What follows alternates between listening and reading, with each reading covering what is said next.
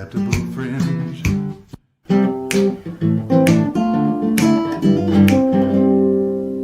Unacceptable fringe. What's going on, ladies and gentlemen? Welcome back to The Fringe, and the day is upon us. It is election day in Alberta. One of the most critical, I think, elections of our history going on in the province right now. The polls have closed as of 1 minute ago, and we are live. And joining me live tonight to weigh in on what's going on, we're going to have a few guests tonight. We're going to have some appearances from the Honorable Keith Wilson of the King's Council, super lawyer himself. We're going to hopefully have some updates from the UCP headquarters from good old Marty up north. But joining me live here tonight to weigh in and give his political take, because let's be honest, his takes are better than just about everybody else's. Clyde Do Something joining the stream and coming to us to chat about the election in Alberta. Clyde, welcome to the stream. How you doing? Well, thanks for having me. My takes are better than my takes. They're hot takes, and you can take them as you want. It's the way it is. I just report on the news. That's what I do. Some people say that Jordan B. Peterson is probably one of the most intelligent men in the world. I think you're a close second, my friend. So it's good to have you here. Okay. Yeah, a lot of ego flaring there. I'll do a little bit of puckering for you coming on the stream and covering with us tonight. I think it's great to have you here. I think a lot of people will be interested hearing your take. You had a great video today, by the way, folks. If you haven't seen Clyde's video talking about the election tonight, make sure to go check that out. Really well done video. Discussing some of the finer points of what we're going through as a province tonight. I don't know how much you've been paying attention in terms of seats or projection announcements, Clyde. Where do you think this election could possibly go tonight? Well, so from what I've understood from what basically everybody's been telling me, everybody who's in the know on what's going on, and just looking at some of the stats on the different polling websites, it looks like the Conservatives are looking to win this. But how much they're going to win is, well, I mean, that's up to the vote. This is up to what happens with this. But it looks like rural Alberta is very much UCP. They're very much on board with that. They don't like the Notley. No, it's not. Is there a message? I don't know if there's much of a message. It's the sheriff of Notleyham, as I like to call her. Well, yes, it's don't look at what we used to do. Things will be great, and we're cutting taxes with a plan that brings 38% tax hike. What was it? This is what 38% business tax. Yes, so it's going to cripple small businesses. That's crazy. That is the largest non-tax, or that's the largest tax hike of a drop in taxes that I've ever heard of. Absolutely. Now, so in the cities, we have a different story, and here's where the real divide is in Canada. And I see this as a fundamental thing between urban dwellers and city dwellers, and then there's the little pockets in between, and there's a great divide there within our country. There seems to be a strive for socialism when it comes to our urban centers, and there's a strive to be free in our rural centers. They're not centers. They're the rest of us. The flyover country, the people who pull the weight and the people who actually pull stuff out of the ground and make life worth living here in this country, in my opinion. But this is the thing. And I've been talking about this for some time. It seems that the divide really comes at a misunderstanding of one fundamental thing that has made the West great for over 300 years. And that is the idea of property rights and the protection of property rights. There's a great divide between people who believe in property rights and upholding those property rights, and people that think that property rights are privileges that the government grant to you and can take away from you at their will. So I think that's where our real divide is, and that's the ideological divide that you find between the more right-leaning candidates and the more left-leaning candidates in Canada. Yeah. Now, I just want to address here a quick super chat that's come in from Funis. Funis, who also became a member of the channel last night. Funis, thank you for the super chat. The government you elect is the government you deserve, quote by Thomas Jefferson, and I fully agree. I think one thing I find funny when you talk about the oil and gas industry and the hypocrisy that goes on in the oil and gas industry is you always see the guys who go to these protests wearing their polyester jackets with their cell phones that they're taking videos of, saying, we shouldn't have oil and gas. We should be at net zero. And these are guys who drive their giant SUVs to these rallies. The hypocrisy of it all just always makes me question who is exactly getting involved in these protests, because if they did any research, they'd realize that 90% of the stuff that they're wearing or the products they use every day are byproducts of the oil and gas industry. So I'm curious as to somebody like Rachel Notley and what her idea of net zero would actually look like in our economy going forward, if you could call it that. We've already seen 4 years of Rachel Notley. I can tell you right now, there won't be much of an economy should she take the lead tonight and win the election. In fact, that's going to be very scary if that's where it ends up. Well, you're talking about fair weather activism, right? This is probably one of the more amazing things about the Freedom Convoy and when it took place and how it happened. It was at the worst opportune time in the calendar to go for a protest. You go at the end of January when Canada's at its coldest month, shortest days, and it's that's when you know that people are really have conviction in what it is that they're doing. But on the other side, you have these environmentalists. They want to call themselves. I call them climate activists because I don't see them as environmentalists at all. Personally, I can get into that further if you'd like. But this idea that they're going after the big oil or whatever it is, but they're consumers of it. They're not even willing to give up the luxuries of their own existence in order to fulfill their convictions. And I really don't see that as a fruitful cause. It really goes to show that that's not what they're actually after. It's not what they're after. What they're after is an ideological thing. It is a Marxist push, and that's really what they want. They want. I can't remember the name of the author. He had a book called Watermelons, and he talked about these people. He said they're green on the outside and red on the inside. That's when you crack them open. That's when you can tell what's really going on in the situation. And that's it. I'm going to have to look that one up. That's fairly funny. Just another super chat coming in here. Thank you so much, Trish.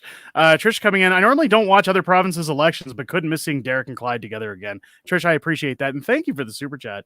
And I hope you enjoy the stream. And hopefully, I was talking to Marty up north earlier while he was down at the UCP headquarters. And he was saying that hopefully there's an after party tonight and there's a little bit of celebrating going on depending on how this election goes. So for his benefit, I sure hope that happens. Now, we will be bringing in updates, folks, as the polls start to come in with their results. I will be showing True North stream, as I chatted with Andrew Lawton earlier today, and he's perfectly cool with me sharing his stream and stream sniping here on the channel since we don't have boots on the ground. But so we'll be bringing in results, and I'll be sharing that with you guys as soon as those results start coming in. It's going to be real interesting. There's going to be a couple ridings in Calgary. One in particular that I'm watching tonight that I'm going to be real interested to see is one that Shadow Davis put out a tweet earlier today and mentioned, which is the Calgary Acadia riding. Now, Acadia is about a 10-minute drive from where I live, and it's normally a conservative community.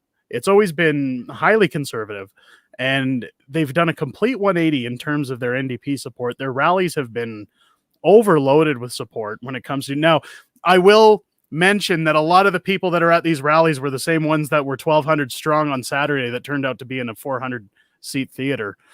So we'll see what the support is really like. But Acadia is a definite battleground in in Calgary. And we'll have to see where it goes, where the seats go. It's definitely that, and another one in Calgary called Varsity are the two that I'm watching. Very critical seats. And we'll keep you guys up to speed as soon as those. So I'm trying to watch both monitors at the same time here, folks. So I sent you that link. The book's name is called Watermelons: The Green Movement's True Colors by James Dellingpole. He's a British author. Nice. We'll have to check that out. I will. I'll post the link to that in the description. I just see a cover here. Is there a link for that? I'll get you the link right there. There's a link. There's a link right there. Let's do that. Let's put that into the stream chat in case anybody ever was curious and wants to read such a book. Clyde always reads the best books, by the way, including our books, which our newest one should be coming out towards the end of summer. And, are you getting any teases on that one? We finally came up with a title, and I know, Clyde, you and I were discussing it last night, but the Young Kid's Guide to Grooming will be coming out at some point, hopefully mid to late summer.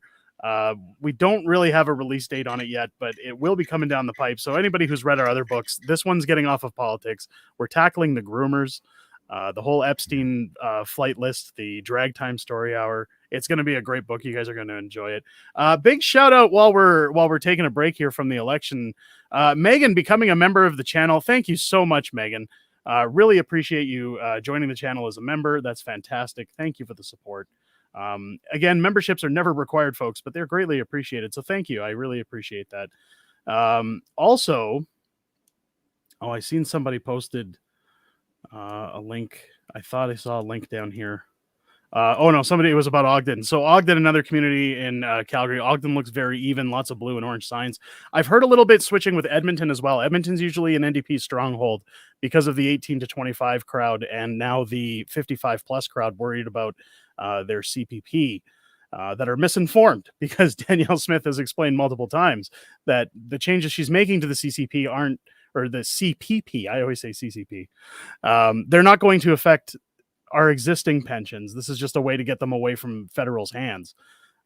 So there's a little bit of scare tactics going on there between Rachel Notley and the 55 plus crowd. So I've heard, though, that in Edmonton, a lot of those seats are starting to turn blue.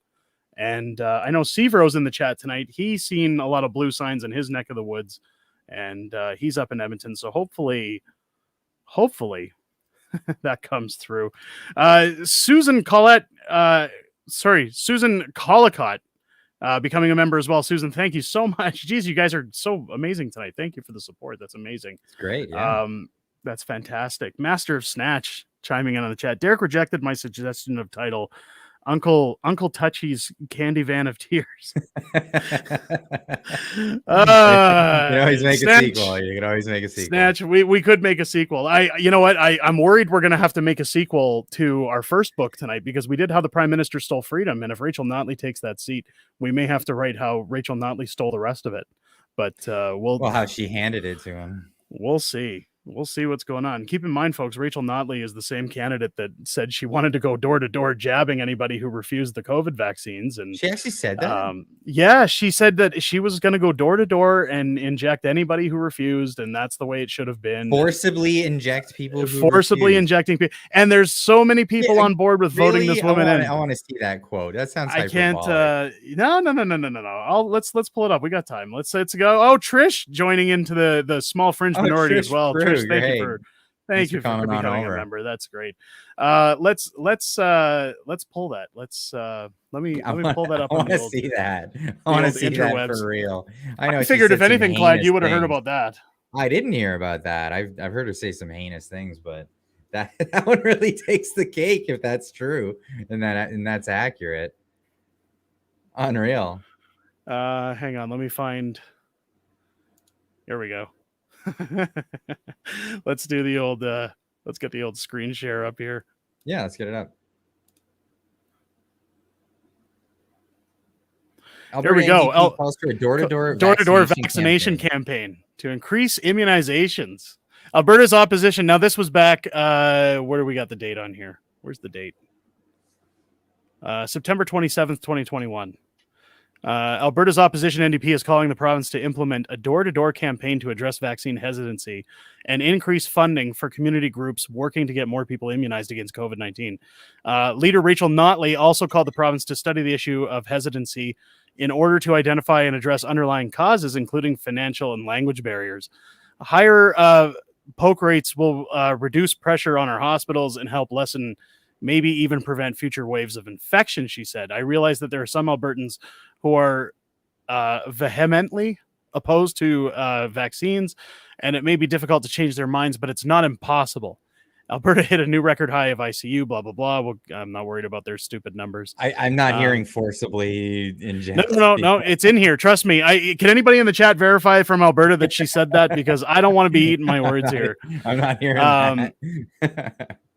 NDP wants to use the province and list to help the healthcare professionals and trusted community members for a door-to-door campaign, increasing grants to the community by tripling the budget. The work will be difficult and inefficient, and it will cost money, but the price is okay. I still don't see it, but where, she did say it, and it's been anytime people have been talking about it. Here's Timo saying she did. She did. Have you got the quote? I want to see I that. gotta find it. I gotta find it. We got a sub train going on. Severo becoming a member. Jeez, you guys. Thank you for the love, Severo. All right. Welcome. That's great. Jesus. That's Thank great. you guys. God, my goodness. Rob Hellfire saying, I did hear that. I remember. Let's try and find that because it's not in this article. She's just talking about the door campaign. I Have you think heard it of was the Mandela effect? yes. Oh yes, I know the Mandela effect. Let's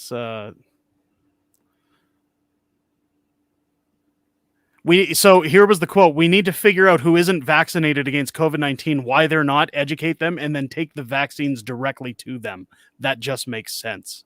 Okay, so that's not forcible vaccination, but it is. She went off on top of that though. Like so far that sounds like she wanted to enhance the coercion. She wanted to, instead of just coercing people, the way the prime minister did, which was awful as well, and but she wanted to up the ante and go door to door coercing people, probably telling people, well, it says here you won't be able to go back to work, if the you're group published lost your livelihood. They also note for the readers of its website the difference between forced vaccination and mandatory. So she wanted to make it mandatory and go door to door, bringing the vaccines to those who are vaccine hesitant. What is mandatory? What's the difference? Right? That's well, so the quote says mandatory. Oh, okay. Well, what's the penalty? Here, Tempest's got it. Enhanced coercion. There you go. Enhanced coercion. I like that. That's probably it's kind of like that enhanced interrogation thing that George Bush had down in the U.S. So James chiming in results. We're just torturing. I mean, results are slowly coming in. So far the UCP holding 2 seats, NDP 0. So they are trickling in, folks. 2-0. It sounds like a and we'll at this point. keep an eye on those seats, and I'll bring those back into the stream as soon as we start seeing some results, some real results. We'll bring those in because there's no point in slowing the stream down. And I also don't want to leave Andrew Lawton's stream on here for too long because I don't think that's very fair to him. I hate to point this out, but it's almost unfortunate. Just the scenery for Andrew Lawton's stream. You got 2 pretty big boys, and it just says "eat" in the background. It's what sucks right now is that nobody's at the party yet. Nobody's at the headquarters, so we're not seeing anybody kind of jumping around. But yeah, it's Andrew Lawton. I don't know who's sitting with him from True North there. I'm not familiar with who he is. I'm not familiar with. By the way, Andrew Lawton, fantastic guy. I've chatted with him myself. I've had him on the channel. William, I kid, definitely. I think it says here it's William McBeath and Rachel Emanuel that are sitting in with him, and they're both writers. She must have their hair done because it doesn't look like her, but they're both. I know Rachel's a columnist for True North. Oh, okay. And they're just kind of taking it easy right now because again the polls just closed. Keep in mind, folks, the polls only closed 18 minutes ago, so it's going to take a few minutes before some start coming in. I guess some of those UCP seats might have been counted because of early voting or just an overload in voters coming in, that there was too many people in the riding. I guess, or like if there's communities out in rural areas. Well, that's what I mean. So if there's like 1,000 people in a riding and they've counted 900 votes for the UCP, then they're just going to call it. But we'll keep our eyes in. But still, 2-0's a good start on the way to 44 seats for the win. And I'm predicting, I was talking to Corey Morgan about this, and I think over at the Western Standard, and I think what we're going to see is somewhere around the 50 mark for the UCP and somewhere in the high 30s for the NDP, but we'll see how that goes. Here's the big question of the day, Clyde, because I don't know if you've been following it too close. Art Pawlowski, do you think he'll get a seat tonight or no? Oh, God, really? Is that a question? Okay. I don't think it is, but why not ask it? What an unfortunate situation with Art. A lot of people looked up to him. A lot of people saw him as a huge, great inspiration in Canada. And politics always seems to get in the way of a good thing. As Viva Frei likes to say, politics ruins everything. And when he went for a political run, it became more of that, and it became less about who he was and what he's done as a preacher, as a person. what he's done is amazing, and what he's been doing for years and years. And I hope he can go back to that and be that man. But as a politician, just not really playing his cards very well. Releasing phone calls to the public, secretly recorded, calling people names, and we don't like that. We don't like when the left does it. Why would we be doing it ourselves? So that's unfortunate. It's very unfortunate is what it is. It's tough to see. I don't think he'll get his seat, no matter how hard he's pushing. I just don't see the numbers for him. I think what he did. Now, I met with Art about a year ago at this time when things took off with my book. He wanted to get a photo op and kind of chat about the hurdles he was facing with his court case for his ban, I guess you could call it, from the Calgary downtown core while he was trying to feed the homeless. Now, he seemed like an okay guy, and I liked a lot of what I was going to say preaching, no pun intended, at the time. But as time's gone on, the low ball of recording that call, and at first, like, I could say, well, he was throwing a temper tantrum, but you can see him kind of taking the martyr stance and trying to use what happened as a position to get him votes and a position to put him into his own party, because he knew the Independence Party was going to kick him out for what he did. I guess things weren't very well in the Independence Party. Now, I met with a representative for Olds, Alberta on the weekend that was running in the Independence Party out there in that region. And she even said that the waters were shaky before he leaked that phone call. He was very aggressive. The party didn't like his stance on a lot of things, and they were prepared to remove him before the phone call. But the phone call was basically kind of the straw that camel's back. Yeah. So what I think is he knew what he was doing. And he wanted to launch his Solidarity Party, and this was an opportunity for him to inject himself away from independence and kind of start his own thing, while using what happened by slamming Danielle Smith and also slamming Rachel Notley. He believes it's going to get him a seat, but at the same time, he could be harshly splitting the vote when it comes to votes that could have went to the UCP over the NDP. Again, in very crucial ridings. Varsity is a very religious community. Now, keep in mind, Varsity is a neighborhood close to the U of C. So again, you have a lot of those 18 to 25 students that typically vote NDP. But you've also got a lot of very religious folks. Now, if those folks went and voted for the Solidarity Party out of religious belief and following what they think is helping out the cause, then those are votes being lost to the UCP if they were going to go there. So ultimately, vote splitting could cost Danielle the election in serious ridings.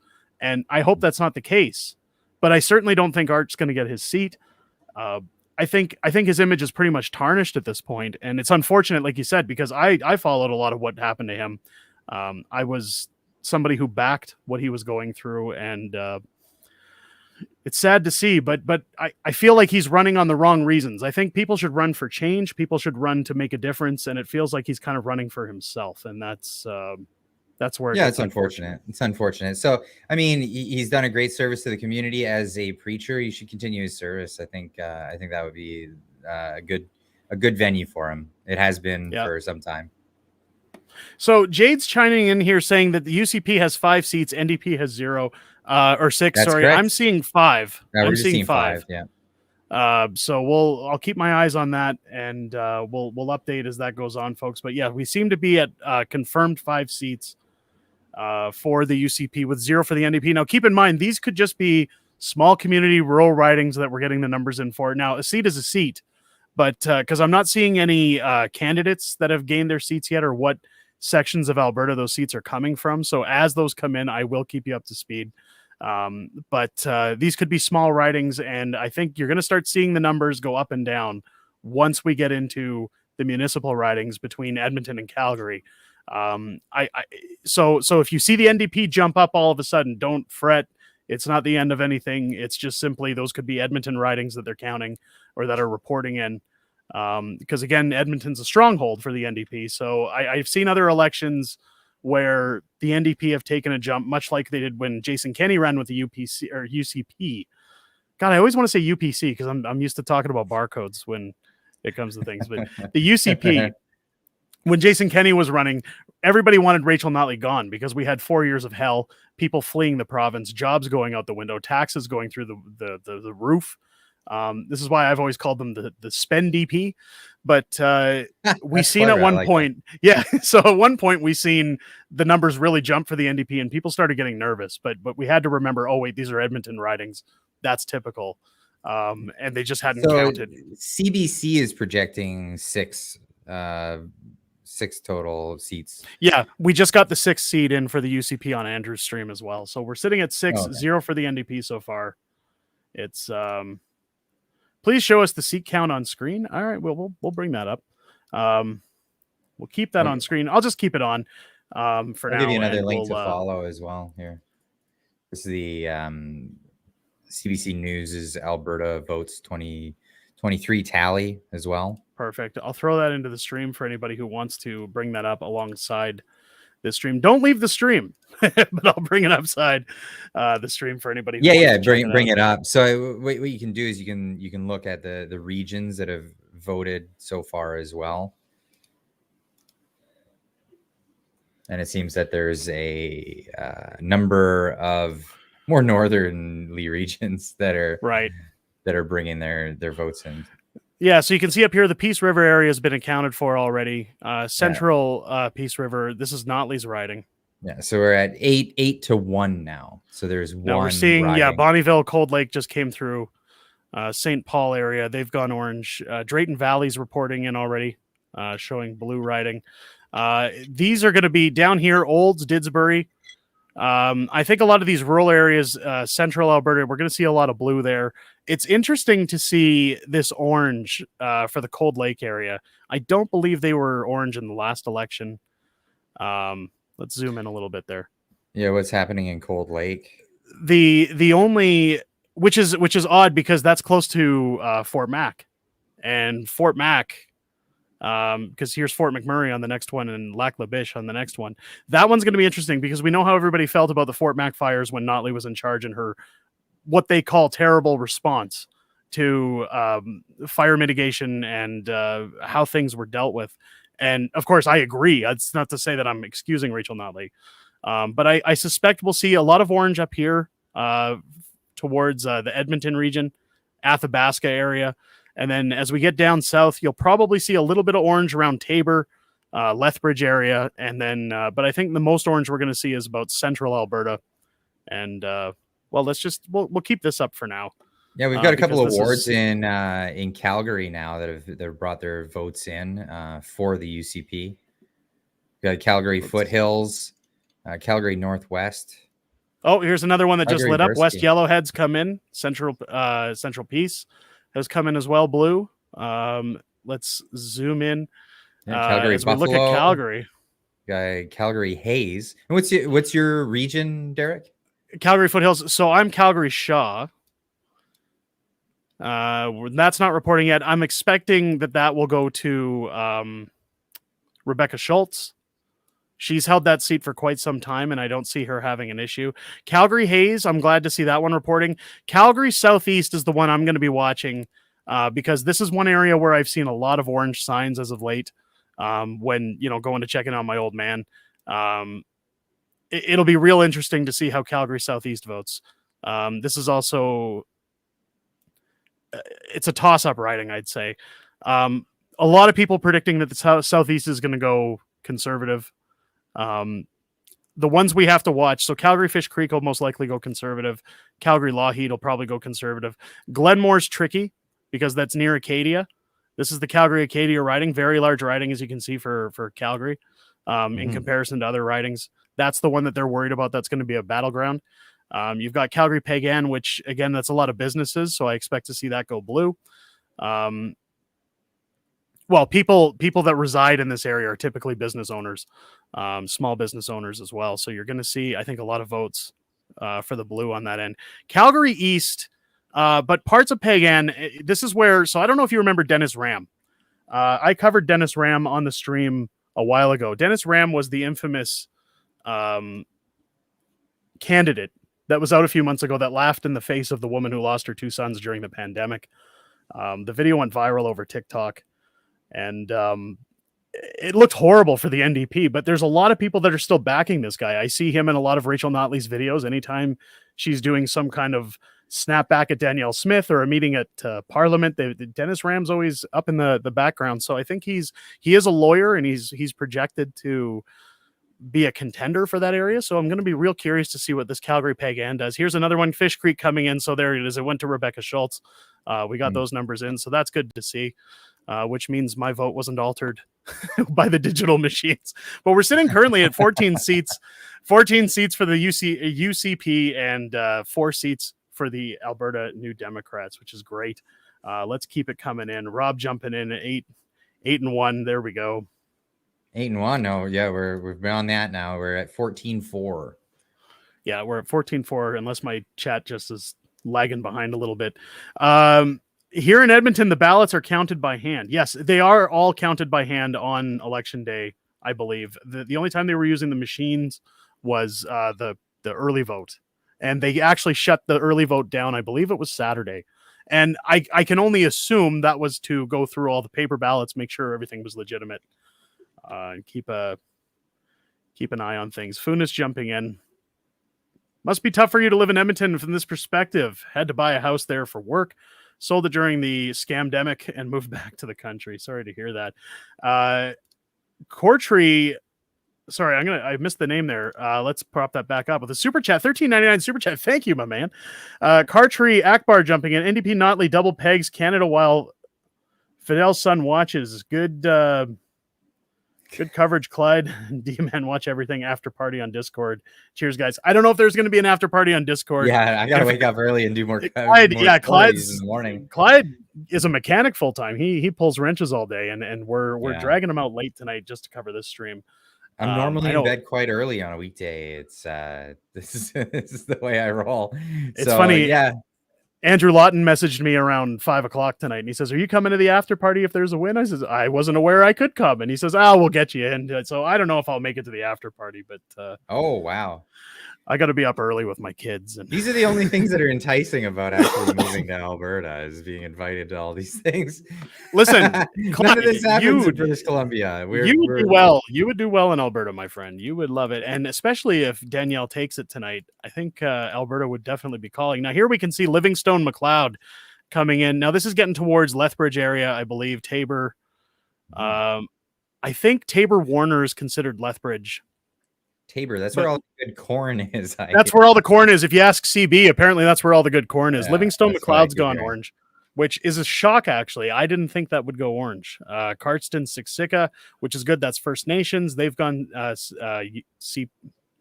United. They've gone conservative. I'm just going to keep saying conservative because I don't want to keep saying UPC. It's easier. Jesus. Yeah. Camrose has gone blue. Drayton Valley has gone blue. But as we clear into Edmonton here, the good old armpit of Canada. No offense to anybody in Edmonton. Nobody's perfect. You could just move to Calgary. Leduc and Beaumont to still report. Edmonton coming in. The Edmonton region has gone orange, which we expected. Edmonton Strathcona has gone orange. Edmonton Decorah has gone orange, as well as Castle Downs has gone orange. However, Beverly Clearview has gone blue, which is a shock. I didn't think that would happen. Manning still to report in Sherwood Park. Some welcome news right there. Yeah, Sherwood Park is going to be an interesting one because I hear there's about a 50-50 split, yet it always tends to go orange. Does anybody here know Janice Irwin's riding? Because that's the one I'm curious if she's going to take it or not. As I like to call her, Napoleon Dynamite. I know the one you're talking about, yeah. Let's see here. So far, this is unusual for me because I'm not from Alberta, and I've been paying attention to this one because, well, this vote right now could change the course of history for Canadian politics, and that's why I've been paying so much close attention to it. You're talking about all these things like these are all places like you've been, these areas. I've only been to the province to hang out so far once. And I'll be coming again for Stampede. I'm looking forward to that. We're gonna be hanging out. We're gonna have some friends show up and a little bit of a get together. So I'm looking forward to that. It should be good. Should be a lot of fun. It's few times that I've been. Well, I've only been once. I flew. I had a stopover years ago, but yeah, the interest has sparked because it turns out that this is kind of the hotbed of where the country's going. Either we're able to take a stand for personal liberties, for manifesting your own destiny, for taking your life into your own hands, or we're going to hand over everything to the state to be our nannies and take care of us. And while there's an absolute dichotomy between the choices here. We have one is very much a freedom-oriented, personal liberties, the idea of market economies, and people being able to choose what it is that they want to do with their own life, and very much the opposite, very much in line with Justin Trudeau on the other side. And we're really gonna make a bit of history tonight. Right. Funis coming in. Love to get a venue at the Stampede for like-minded folks. Well, I mean, a venue. Maybe we could schedule a meetup, but a venue. I mean, how do we organize one of those? That would be a little tricky with Stampede season. It's so I've looked into Janice Irwin. Well, there's gonna be a comedy show.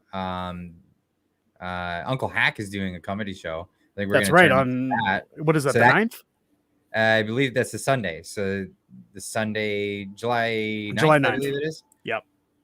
I'll find out. I'll find out where that club is. I'll make sure Derek gets tickets for it ahead of time, so we don't miss out on being able to get entered. I will pick them up. them up. So Edmonton Highlands, Norwood, and everybody, if you haven't seen it, I dropped the podcast earlier today at 10 o'clock. That would have been 9 o'clock your time. A podcast with Uncle Hack, comedian from Alberta, and it's going to be a lot of fun. I'm looking forward to seeing him doing stand-up live. Okay, so here's one thing to report that's gone blue so far. Calgary varsity, one of the battleground areas, has gone blue, which is good. That's a plus. That's a little bit less of worry on my back, because they were saying, so Shadow Davis put out a tweet today about an 8-minute video showing the battleground areas and where the seats could be lost for the UCP and where they were most likely to be in danger with this election, with Calgary varsity, Calgary Acadia being two of the major ones. So it's good to see Calgary varsity's gone conservative.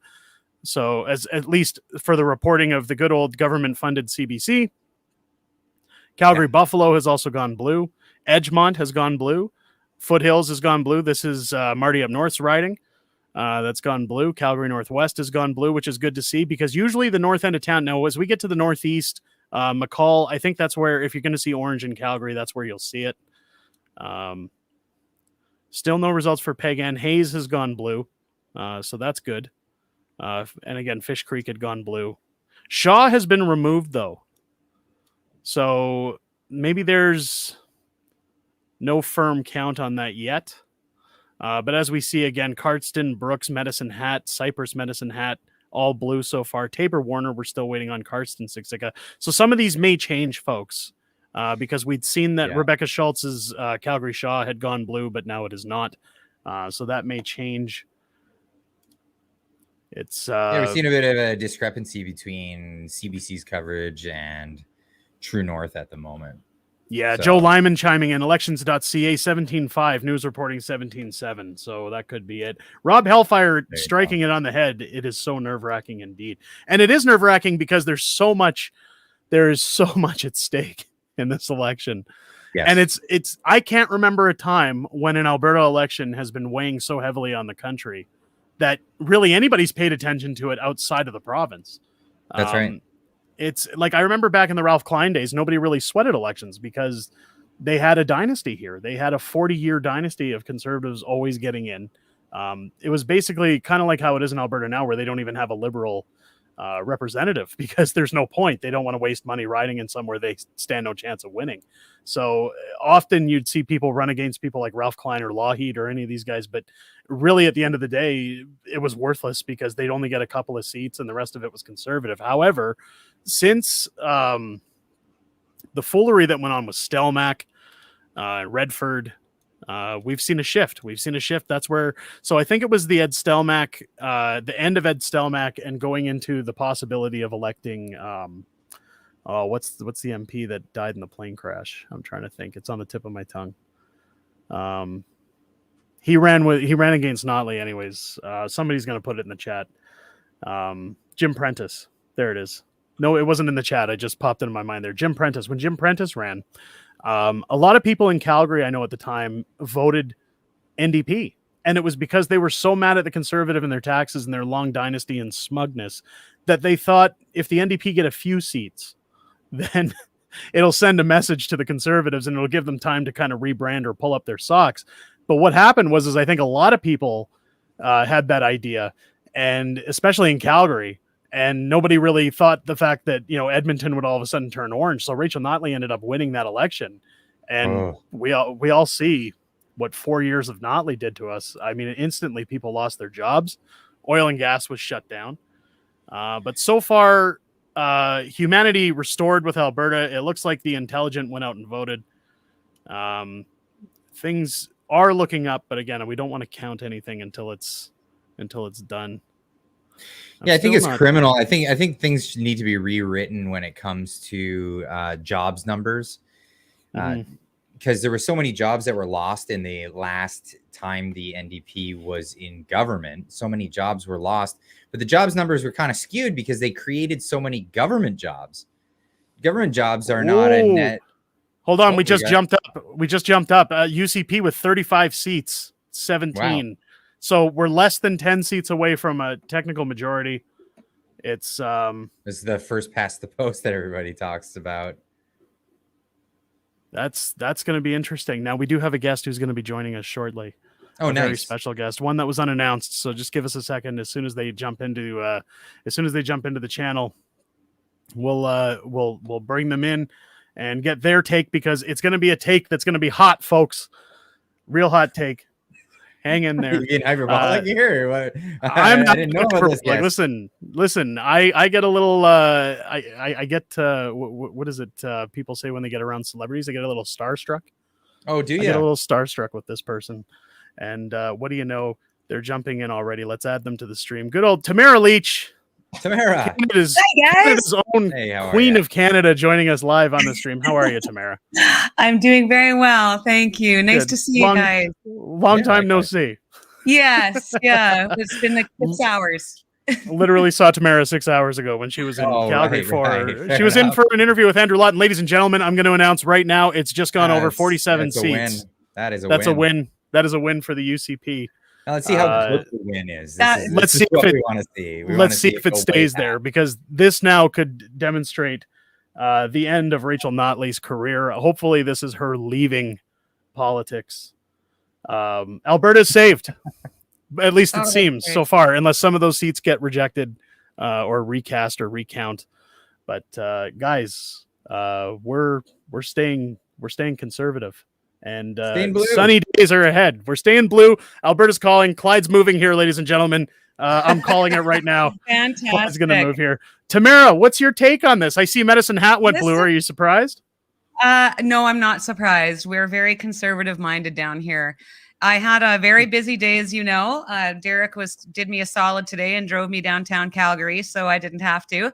And came back and had errands to run and ran and quickly made sure I voted. And I was very encouraged by a lot of, it was busy. The poll station I was at was quite busy. Yes.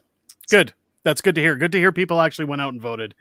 And I suspected as much when, tell Clyde to stay, and the same thing in his province. There we go. Do the same thing. Yeah, we need to make that happen. We don't even have a conservative party. This is what's sad about British Columbia. Right. There's the conservative choice is the Liberals. I'm not kidding. Oh my goodness. That's how bad it is. And that's not very conservative at all. It's I'm just going to zoom in here. It's not the NDP, right? It's not even a little. So as you can see with Edmonton South has gone blue, which is surprising. Edmonton White Mud so far is blue. Leduc Beaumont has gone blue. Yeah, Edmonton Southwest orange, which doesn't surprise me. McClung has gone orange as well. Riverview orange. Glenora is blue. West Henday Edmonton has gone blue as well. Lac St. Anne and Parkland has gone blue. Spruce Grove, Stony Plain has gone blue, so Keith Wilson will be happy with that. He'll be pleased with those results. Good to hear. So far, all that's gone orange is Edmonton Ellerslie. Is that what it's called? Ellerslie. Edmonton Meadows, Millwoods, Rutherford, Edmonton Gold Bar, Strathcona has gone orange. Riverview went orange. Edmonton City Center, which doesn't surprise me. Highlands Norwood, so that's Janice Irwin's riding. So Napoleon Dynamite's getting her seat back.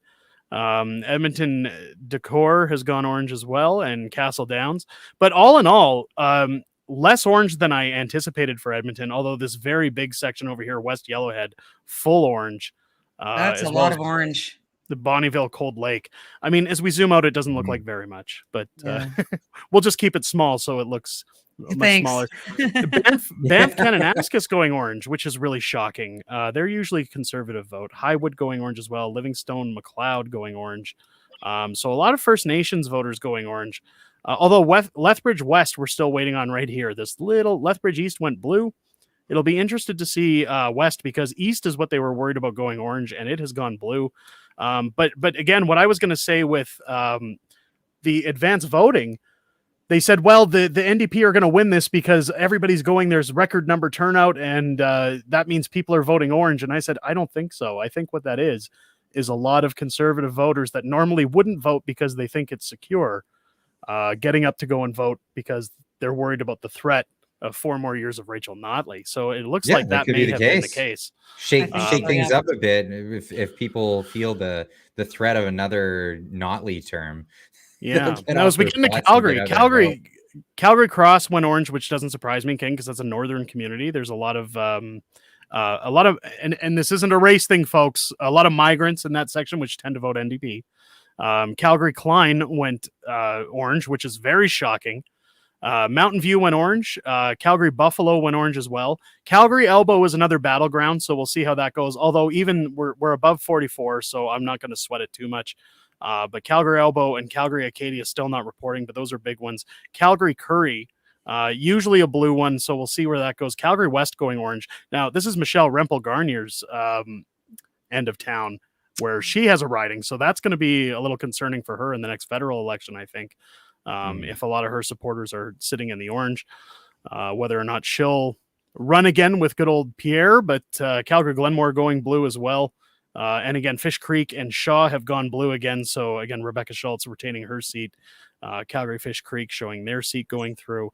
We'll wait and see more results, but it looks like just the center of Calgary basically has gone orange, with this blue varsity one, I think, is the one that I'm happy to see, because that was a battleground state. Where do you see the province going now that Danielle's getting in, Tamara? Forward. Hopefully Do you think forward. she'll stick to her word, or do you think she's a bit of a wild card still? No, you know what? I think with the history that she has, I think she knows better. Right. You know what I mean? Chris Like, Mason, I don't think she's. I think she'll. Chris Mason asking, what area are the immigrants in Calgary? So statistically, this is statistic, and this is produced. Keep in mind, again, with I'm running municipally, and I've looked into this. Statistically, the majority of migrants that come to Calgary are either up in the high northwest areas or northeast, McCall area, Falcon Ridge, and Calgary East and Calgary Cross. Are typically the other one over here is Calgary Pagan, and that's the one with that Dennis Ram that I want to take a look at to see if he gets in. Very curious as to what happens there. Now, so one thing you can also do, Derek, is you can click on the map and you can see where the votes went in those ridings, because there isn't just one vote in each one of those ridings. Which I was just about to point out, because the seats have gone back down again, folks. These are not solidified numbers yet. UCP sitting at 45 now with 27 for the NDP. Can we rule out maybe a late night vote dump? Hopefully. Let's hopefully we rule that out. As that doesn't come through. We don't need another fortified election here. But if we look at Calgary Cross, you can see here Gurinder Singh Gill has 31 votes at 45% of the vote, with Mickey Amory. He is currently the Minister of Children's Services, so he lost his seat as of now, with, again, the Solidarity Movement not getting theirs, and Green Party of Alberta. One that I'm curious of, Art Pawlowski's riding. I believe he's Calgary Curry. No, that's Dawid Pawlowski. That one's not reporting yet. What would Archer be? Not Mountain View, is it? Let me check his writing online. I'll pull his writing because I'm curious to see what his views are. Thoughts on the election so far, Tamara? Because I know your time's limited. Because you're supposed to be on Sean Newman's channel as well. What do you think so far, and what do you think we could see coming down the line from? Do you think this is the end of Rachel Notley? Well, I certainly hope this is the end of her political career for sure. I'm really encouraged by this. I mean, like everybody else, I was very concerned, but I think we had this conversation, Derek, and I said I don't think that the NDP are doing as well as what the polls and the media are saying, because they came out of the gate with such a dirty smear campaign that I find you don't normally start doing that unless you absolutely know that you're losing. So, you know, I felt all along that we'd see a conservative win here, and that's good. It's really exciting. I know it's not over. There's a long ways to go, but I'm breathing a sigh of relief. Good. Well, we'll see how that goes. Archer Pawlowski is the Calgary Elbow region, which again they're saying could go orange. But of course, we're not seeing any reportings in there yet. But it's going to be interesting just to see what the votes are for Art. Because again, we were talking earlier, Clyde and I, with the lack of, I guess you could say, endorsement, or the lack of interest, I guess you could say, in Art's riding to vote him into that seat. I'm going to be curious to see if he retains a seat, which I highly doubt. It's going to take a while for that party to garner some legs. Now, things have changed up in Edmonton. You can see here with Millwall's, there we go. Edmonton is all orange at this point, aside from Leduc Beaumont, which is just outside. Sherwood Park did go blue so far. I have a Chipiuk tweeting at me saying, I think some Edmonton ridings will be interesting to watch. Will it be Alberta UCP or NDP? Specifically these two. And she talks about the Edmonton Glenora and Edmonton City Center. Which Glenora is, well, it's at a 3-3 tie right now between the UCP and NDP, Sarah Hoffman and Melissa Crane. So that could shift, but as of now, they're sitting at the entire city of Edmonton engulfed in orange. So that's going to be. And at the time of this tweet, Edmonton City Center was 1818. So I wonder what it's sitting at now. And we're sitting at 49-28 currently. Now, again, these numbers could change, folks. So stay tuned. We'll bring you those results as time continues. 49 still seems like a win to me. I don't know. 49's a win, but well, again, like I said, when Rachel was running against Jason Kenney, and people were waiting, this is where again people started to go, oh no, because the NDP numbers had jumped because Edmonton started to report first, and then a lot of people said it's over, that's it, I'm going to lose my job.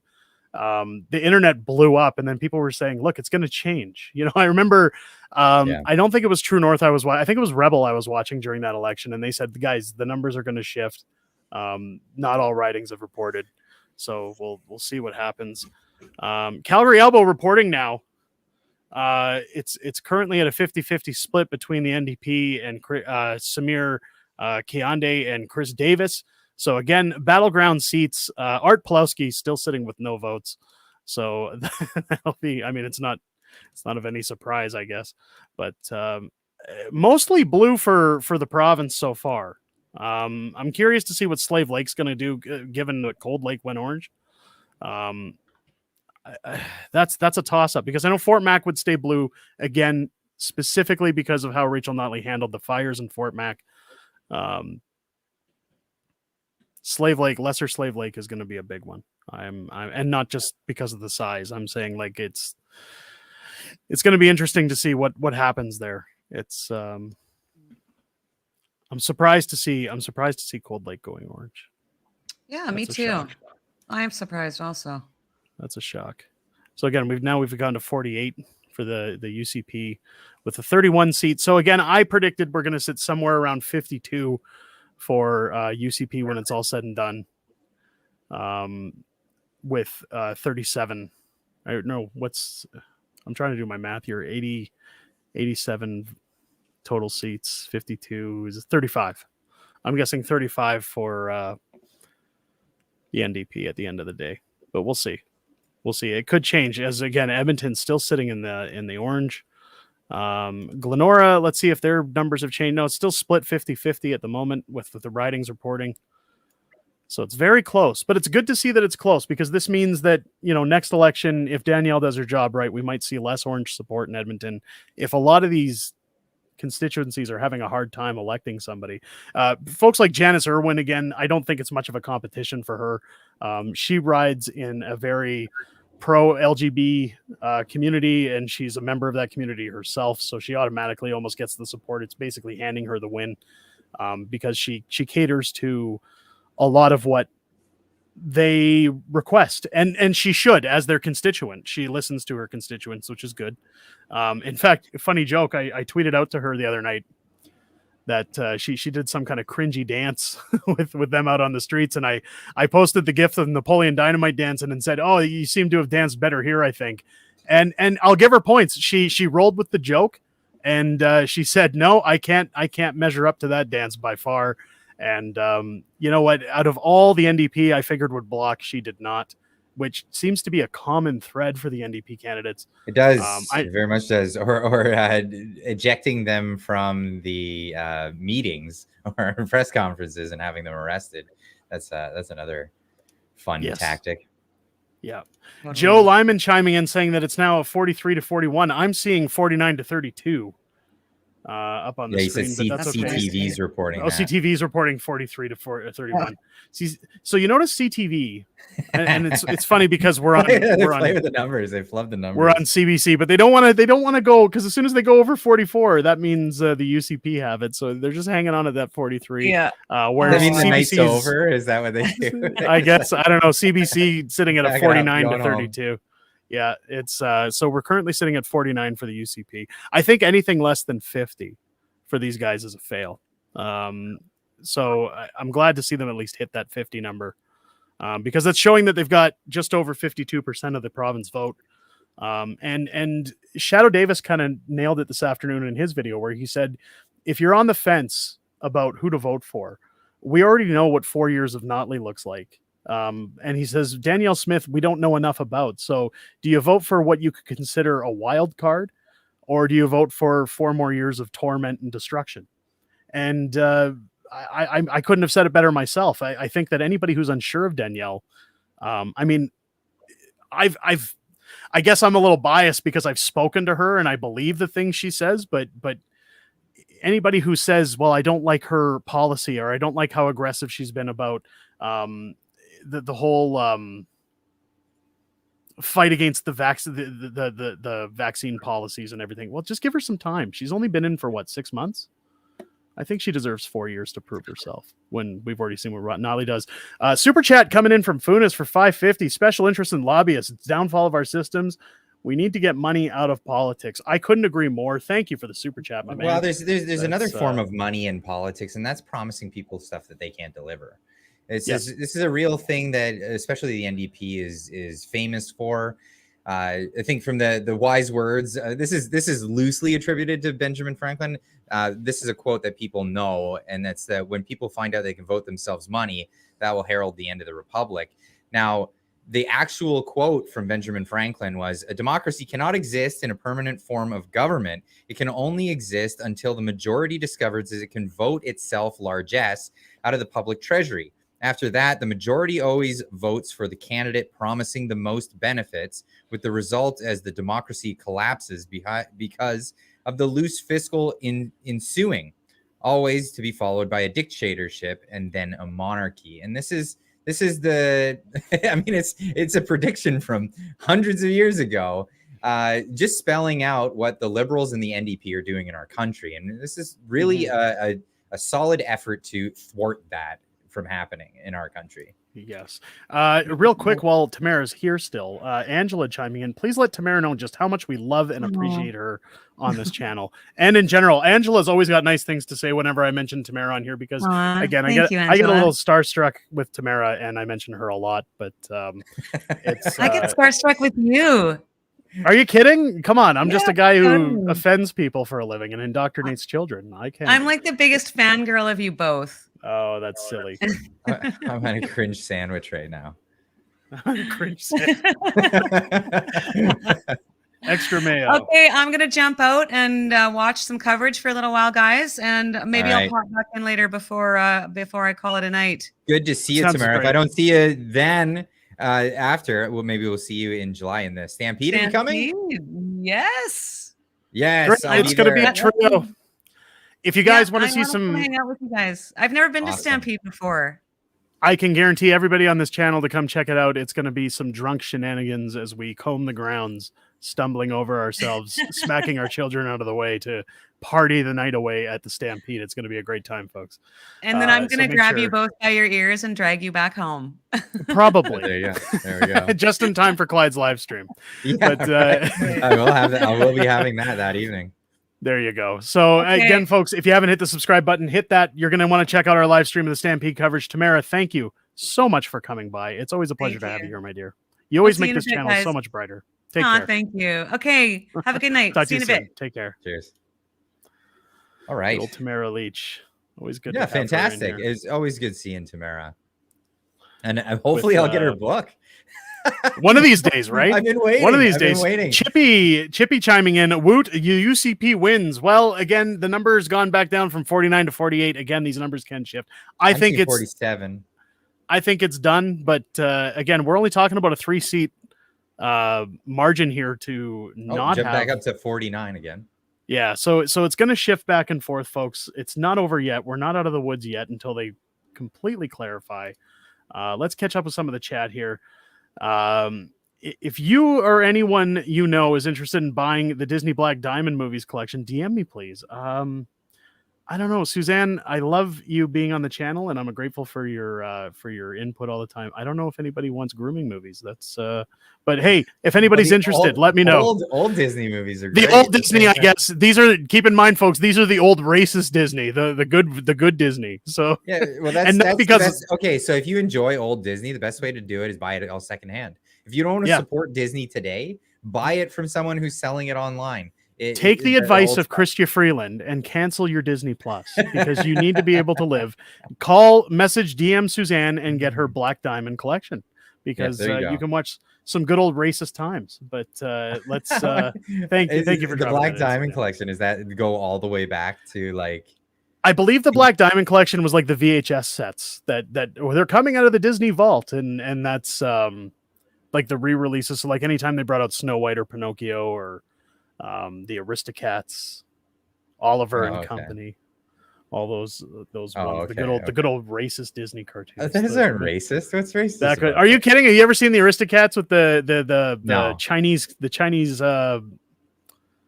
cats, the Siamese cats? Oh, Or is the that, or maybe Siamese. Yeah, maybe we are that's, Siamese. Lady if and the you Tramp. please. Yeah, that's Lady and the Tramp. That's right. I haven't watched Disney. is that racist?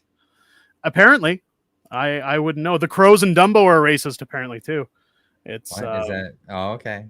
Wow, people are very sensitive about these things. right. I don't get it. I mean, the best thing about history I find is that you take it in so you don't repeat yourselves. But and Suzanne says, and that's why I love you, Derek. Low, yes, they're all VHS. Oh my goodness, that's so it's collectible at the very least because it's VHS, guys. That's great. You know what? At one I love point- getting old VHS tapes. Like I have the old Star Wars trilogy. Yes. I've got some other VHS tapes because they're unadulterated. You get like a digital version of something, and then they change the movie. They update it to your digital library, and yeah, George Lucas you don't get butchered those movies.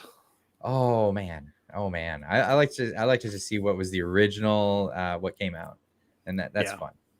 So I picked up, there was a video store that was closing that kept all of its VHS. And I remember they had this huge liquidation sale about 20 years ago. And I picked up crates, like totes full of VHS. And I put them into cold storage and just left them there. And when I started building, now Clyde, you've seen my basement arcade. When I first started building this basement arcade, I was going to section off the back part of my arcade and have shelves all over the walls and make kind of like a little video store for the kids to pick out movies and have like a TV, CRT Like a little, TV mounted like a on the little, wall. like and, independent video shop. yeah, kind of like the old, Oh, and then I miss my my room with my furnace and my freezer and everything, I'd put a curtain on it to make it look like the gross old adult section that, you know, the creepy men would slink into and not come out of for 45 minutes because they Ew. were they were looking at the Martha Stewart Sports Illustrated. The only way to give an It's, authentic experience like that is you tell your kids you can pick one and you can't change your mind once you pop it in. If you don't like it, you still got to watch it to the end, because that's where the video store experience was. And that's why I got to see a lot of gems that I thought were kind of crappy movies at the beginning, or I never would have, in today's day and age, I would never watch them. But like right. back in those days, I'd watched all the new releases, and you're like, okay, Right. I'm gonna go to the shelves. I'm gonna see if there's something I can stomach. You end up Right. getting these, either it's a total gamble. They end up being like total crap movies, or they end up being gems. Like some of the cult classics came from those aisles. I remember Reservoir Dogs was one that I found in the video store that it was just kind of stumbled on it one night and said, oh, what's this? And went home and watched it. And ever since then, it was like every Tarantino movie that ever came out, it was like, I will watch those to the death because they're always good. You know, like Tarantino, there's a way about his movies that I just love the structure of them, especially the storytelling of them, that they're kind of all over the place. At least the first couple of movies that he did, up until, what was it, Jackie Brown, where he started changing the format a little bit, but great cinematographer anyways. That's where I found David Lynch, and I love his movies. I found him on just like the B movie role. Absolutely. Section. Yeah. So off the movie topics, I'm kind of getting on a tangent here, folks, but we're currently 50. sitting, according to CBC's poll, 50 to 32. Now that's good. That puts us in a better spot. Let's take a little. Let's take a look. I want to get out of Edmonton. Let's go back to Calgary. Let's see if Calgary Elbow's reporting yet, because good old Art Pawlowski, he needs a seat, guys. We got to make sure Art's got a seat. So he's got a seat. He's got a seat at the chapel. He can go preach and yell at everybody. He can tell everybody to get out of Parliament. You Nazis, get out of Parliament. United Conservative Party still with Chris Davis and Samir Kayande fighting a 1-to-1 battle, 50-50 reporting. Poor Art. He's still sitting down here below the Alberta Party with no votes. Guys, while the polls are closed, I was going to say, somebody go give him a sympathy vote, please. Too late, sorry. Just be nice. Be nice to Art. We still haven't seen Peg Ann come in with, again, Dennis Ram against Tanya Furr. Now, they do have the star up here. I guess that means she's incumbent. I don't know if that means that she's going for re-election or if that's projected. I don't think they're putting projections on here, but I'm guessing the star means. Does it say anywhere here? It doesn't say. Not sure. Doesn't say. As we look at the actual leader votes, though, Danielle Smith leading with 519 votes with a 45.4% margin. Rachel Notley leading with 10 votes, 100% margin in her riding. So she's going to take her riding, which means she's going to be back in legislature. Whether she'll take her seat, I don't know, because if she loses, this is the second time she's lost as the leader of the NDP. So will she take her seat, or will she do, what other constituents have done in the past, where they say, even though I was elected, they'll give the seat to a different representative and she'll leave, which I hope. I'd like to see Rachel pack her bags and get out of Alberta altogether. You've seen enough of her. I get it. Everybody's seen enough of her. So Cardston Siksika has gone orange, which I believe that was blue earlier, wasn't it? I thought it was. Anyways, Lethbridge West. So Lethbridge East has gone orange so far. They were blue. They've gone orange, and Lethbridge West is still open. So that's changed. As we go into Calgary, Acadia has gone orange. So this was one of the battleground seats. So far, this is going orange. Again, this is the riding where, if you look at your video, Clyde, again, when you were talking about that auditorium that had 432 seats and 1,200 people magically packed in there. Yes, this is amazing. This is amazing how they did that. How did they get past the fire chief and all that? Oh, he's union, so he just let them all in, right? Because he's pro NDP. Guys, they're very much by the rule. No, you can't overpack these things. That go against labor laws. What are you doing? That's So Acadia's gone orange. There's a lot of orange in Calgary so far. So Acadia's orange, Buffalo's orange, Mountain View went orange, Calgary Klein orange, Cross went orange, Falcon Ridge gone orange. McCall still hasn't come in. I suspect that one to go orange. Beddington possibly blue. Varsity's gone orange now. Varsity was blue, and that was one of the key ridings again that went or it's orange and it went blue earlier. So we'll see if that changes. And then Calgary West is still sitting in the orange. He's telling me Gonna he's be- backstage. Gonna be that. But speaking of which, let's bring in Keith Wilson as he is backstage hanging out. There we I are. missed Keith while I'm checking out the stats. Keith Wilson, super lawyer extraordinaire. Welcome to the stream. How you doing, man?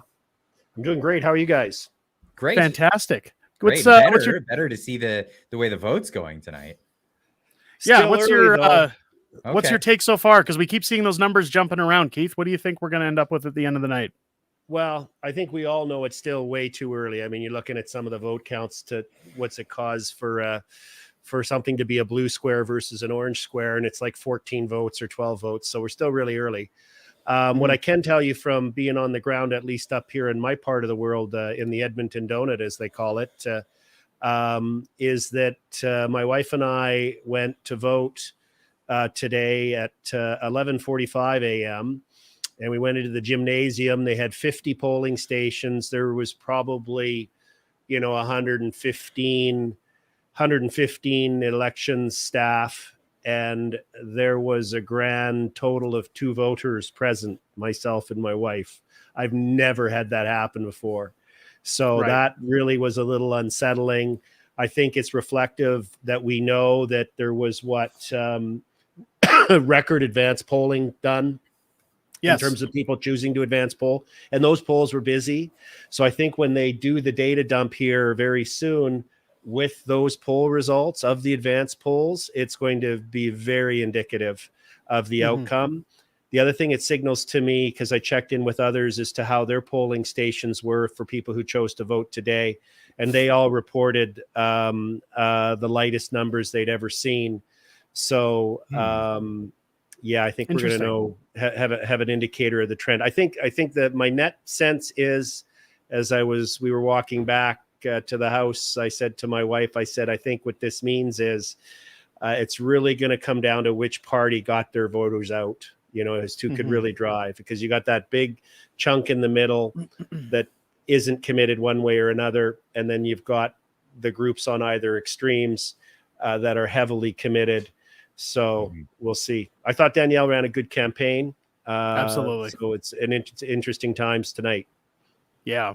One thing I'll give her props for, and one thing that I really liked during her debate, was that when they were talking, so Rachel, of course, comes out with the attack tactics like she usually does, where it's just blame, blame, blame, no discussion of policy, no discussion of what their party wants to do to garner a vote from the public. It was just attack after attack. And she kept mentioning conflicts of interest when it came to Artur Pawlowski. And I'll give Danielle points for taking the high road, because if anybody was going to mention conflicts of interest, of course, it would be the fact that Rachel Notley's husband is a high-ranking employee of QP.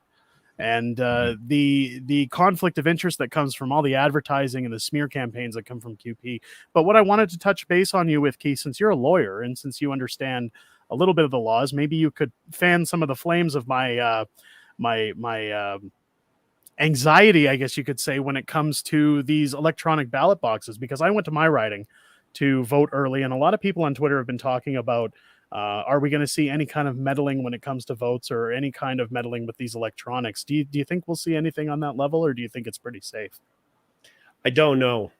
I can say a couple of things. First is, I said to my wife, let's go to an advance poll, get this behind us and get it done. Because no matter what, I'm voting. I didn't care. I was psychologically prepared to stand in line for 6 hours today. Like, that's what I was ready for. I didn't care. I was going to vote no matter what. And so she said no. And I said, why? And she said, well, the voting on Monday, election day, is going to be hand counted, and the advanced stuff's going to be electronic.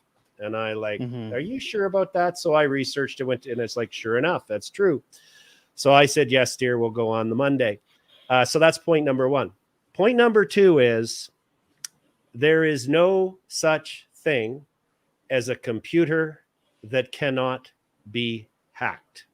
Does not exist. Right. I've got a good friend of mine who runs a North American-wide IT firm, and he has told me many times, anybody who tells you that their system, whether they're running it for a hospital or a law firm, or they're overseeing the IT for a bank or a government, says their system can't be hacked, that is just pure bullshit. So, so I don't know. Do I hope that it's not happening? For sure. But that's this problem nowadays, is that we just don't know, and not to throw a major distraction in, just like pretty soon my wife, when she gets that voice message from me saying, "Hey, honey, it's Keith. Can you transfer $5,000 to a guy named Clyde and $10,000 to a guy named Derek?" Yeah, no problem. And she's like, Great. "Wow, that really sounds like my husband's voice." Right. Great. Well, Yeah. we'll make sure those calls come through daily, Keith. I know. Well, did you notice I got the delta right? I hope you picked up on that, Derek. Yeah, It was absolutely. only 5,000 for Clyde and 10 for you, man. Come on. Absolutely. go. Well, that's the way it should be. That's Clyde does fine. He pulls wrenches. Let's not. Yeah, right. But yeah, deepfakes are a thing, and not just in the visual world, but in audio. You can fake people's voices very easily. There's all kinds of things, and the big concern is anything that is hooked up to the internet, anything that has a cable going to it, a Wi-Fi connection, a Bluetooth, anything can potentially be hacked, and that is of real concern.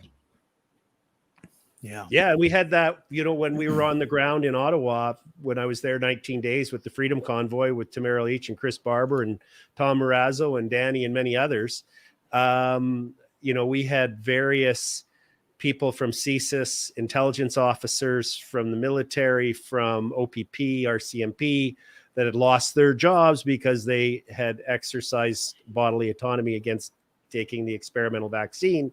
And they were explaining to us the range of their technology that exists, that they could even, that you didn't, the ways in which they could take over control of your iPhone and they could capture your signal and be listening to your microphone, man in the middle on signal, all these different things. So we're in a new world on that one.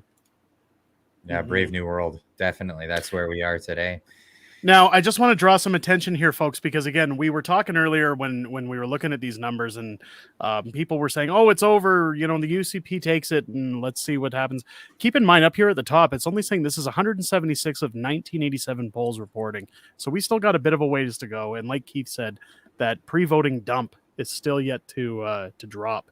So it's going to be interesting to see where the numbers go. Now, we did see it earlier when we were sitting at roughly a 14-seat call for the UCP that had jumped up to 36 all of a sudden. So they'd started reporting more polls. We'll probably see another jump shortly. This CBC News browser updates about every 15 seconds. And the numbers haven't changed for a bit. So I suspect we'll see some ridings start to report in the next little bit. But in terms of seats, Keith, do you have any predictions as to what we'll see at the end? Well, I'm kind of a 52-35 guy, but Right. at the end of the day, I'd take anything more than 47. Right. And that's about what I figured. I said, govern. Yeah, I said 52, 53 was my guess. I think anything lower than 50 is a fail for the UCP, especially if they're going to form a government. Yeah, because I agree. it doesn't instill a lot of confidence when it comes to the province. So it'll be interesting to see. Now, it has jumped again with 258 of those polls reporting now, with 53 going to the UCP right up to and 32 now at the NDP. So we're jumping up again. Like I said, folks, this is around the time we're going to start to see some of those polls come in. But isn't now, that vote number, Derek, the vote number there, is that total raw votes, like 32,000 votes? Yes, 32,000. Now that could be per riding. In terms of votes, like, so what they determine as a vote, like if we zoom in, let's go back to poor old Art Pawlowski's riding, because I love you see some of these ridings and it shows votes. one vote, right? Yeah, it shows 1 vote, 2 votes for Chris Davis. So we're still really, really early. Yeah, so far in terms of reporting. the So data. 1 of 21 polls reporting for Calgary Elbow, with Chris Davis taking the lead now at 2 votes. In the riding at 50% versus Samir Kayande at 1 vote. That's a battleground area of Calgary, so it's going to be interesting to see, with poor Art Pawlowski still not getting his chair, which I don't suspect he'll get.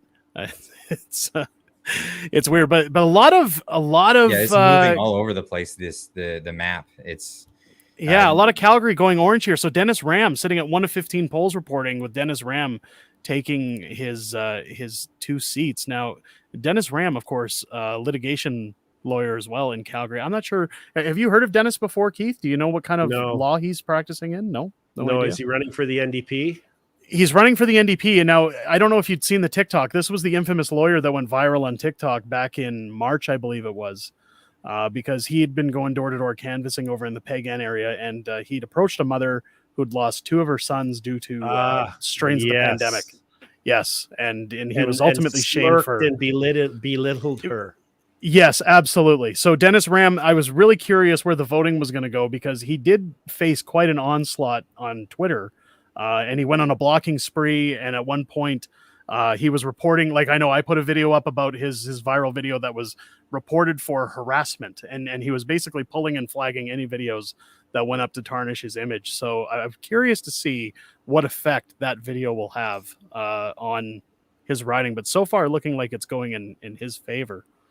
But I knew he was a lawyer, so I just wasn't sure if you'd heard of him or what he'd done. But no, I haven't interacted with him. There's I have not. Mm-hmm. Okay, so let's catch up with the chat here. Glenn jumping in, a lot of ridings with less than 3 polls reporting so far. Absolutely. Yes. Yeah, that's what we're seeing. Look into the contract with TELUS One for selling your personal data during the safe and effective.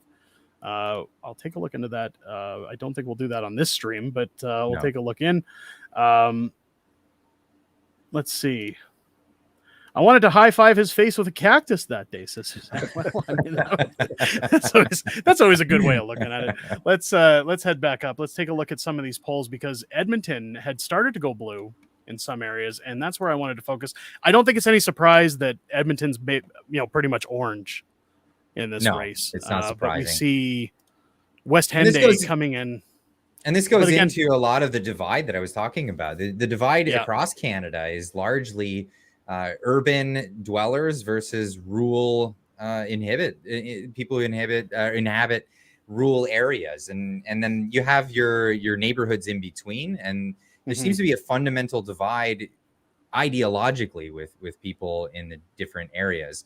A lot of it, again, I like to stem down to the basic thoughts of property rights, where people who live in rural areas, they understand what it's like to toil with the earth and deal with real legitimate things, as opposed to people who live in a virtual life in the cities. Everything they do is on a computer. Everything is infinitely reproducible. They think that everything can just comes on the trucks. They don't think about where the trucks came from in the first place. And this is where we need to help educate people in urban areas as to where it is our stuff comes from, where our livelihood comes from. We're not anywhere near the age of abundance. We're never going to have this infinite reproducibility of tangible items like food and the resources like energy. But this is where people can fall into the trap of being promised everything. And this is a large divide that we have in our society. And I think that this is where it stems, why we see the maps looking like this. Could I comment on that? Like, one of the unique things of my law practice is that before I was in private practice, I spent 9 years working in the Farmers Advocates Office of Alberta, which is an ombudsman type position, reporting directly to the minister and the premier. And I dealt with issues all throughout rural Alberta. And, you get to know the people, you go to their farms or their ranches or their homesteads, and you start to discover certain things. Like, for example, if you're living in the city and suddenly the water's not coming out of the tap, you call the city. If someone's at the kitchen sink on the farm and the water starts coming out of the tap, someone says, let's go first check to see if the breaker went on the well pump. Then let's go check to see, let's go out to the well house. Oh, we might have to pull the pump, right? No one comes to collect the garbage. There's no sewer line for all the household waste. In other words, they learn that they have to be self-reliant, and they learn to solve their own problems. And they don't expect the government to solve their problems. generally. And they realize sometimes when they do ask the government to try and solve their problem, that Right. it actually wasn't a solution, and they made the problem worse, and it got really expensive all of a sudden. Whereas when you're in the city, you know, everything's provided for you, and that's the direction they want us to go. They don't want us to have cars. Get on public transit. They don't want us to have anything. I know. It's, So that's why you have this staunch divide in Alberta, where, you know, a lot of these people's driveways, their driveway that can have 3, 4, 6, 8 feet of snow that needs clearing is half a mile long or a mile long. That's their driveway to get to the road, right? In the old days, they didn't wait for some government to come. They had, they called them snow patrols, where all the neighbors got together with the horses and the plows or the sleighs or whatever to clear the roads themselves. So that mindset is still out there. And that's why you get this great cultural divide in Alberta. Yeah, Okay, so was it Reagan that said the scariest words to hear are "I'm from the government and I'm here to help." Yeah, that's that is a standing joke in rural Alberta. It's repeated many, many times. So I just wanted to touch on one thing, because Arthur OK came in and said, how could Fort Mac go orange? From what I'm seeing so far, 3 of 33 polls reporting Brian Jean seems to have a considerable lead so far against Callan Hobbs. So I'm not sure where you're getting that information. Maybe let us know in the chat if somebody else at a different site is it's showing on the map. It's showing Fort McMurray, Wood Buffalo as orange on that map, and it's showing and here it's showing me 3 of 33 polls with Brian Jean in the lead with 229 votes. Now, keep in mind again, folks, for anybody who's worried that it's going orange, 3 of 33 polls. So we've still got a ways to go. So even if it's reporting as orange now, it may not stay that way. And quickly, before I lose it and forget, just want to mention a super chat of 550 coming in from Trish again. Trish, thank you so much. I'm really enjoying the show tonight. Keep up the good work. Keith also beat me to the point with regard to rural versus urban. Absolutely. And that is a very good point. Keith, one thing I wanted to ask you about, because I wanted to ask how, kind of a little off topic, but somewhat in topic with the election, is you've been heavily involved with the public inquiry that's been going on for vaccine mandates, or I guess lockdowns in particular, and then the whole way COVID was handled. So I just was curious how that was going, how that ended up, and what you think it's going to mean for Canada going forward. You're talking about the National Citizens Inquiry? Citizens Inquiry, yes. Yeah. Well, I haven't been heavily involved. I've been involved behind the scenes. Right. You know, one of the things that happened to me, as you guys know, last year was quite an adventure, and knocked the crap out of me in terms of my practice, and I've had to work on rebuilding it and looking after some of my more traditional clients, in addition to still doing a lot of work with Tamara Lich, Chris Barber, Tom, Danny, and others in the Freedom Convoy on their $400 million class action lawsuit. We're now getting ready for the criminal trial in the fall, which is going to start in September and end in October, if you can believe it. But I think what's been so encouraging about watching the testimony from the NCI has been the different voices and the clarity of the voices, whether it's from the horrific testimony and gory testimony from the embalmers to senior former reporters and editors and news people from CBC and Global and others coming out and explaining how they were silenced and how self-censoring was going on, and they weren't allowed to cover any stories about adverse vaccine reactions or questionable dealings between government and Pfizer and Moderna, and I could go on, right?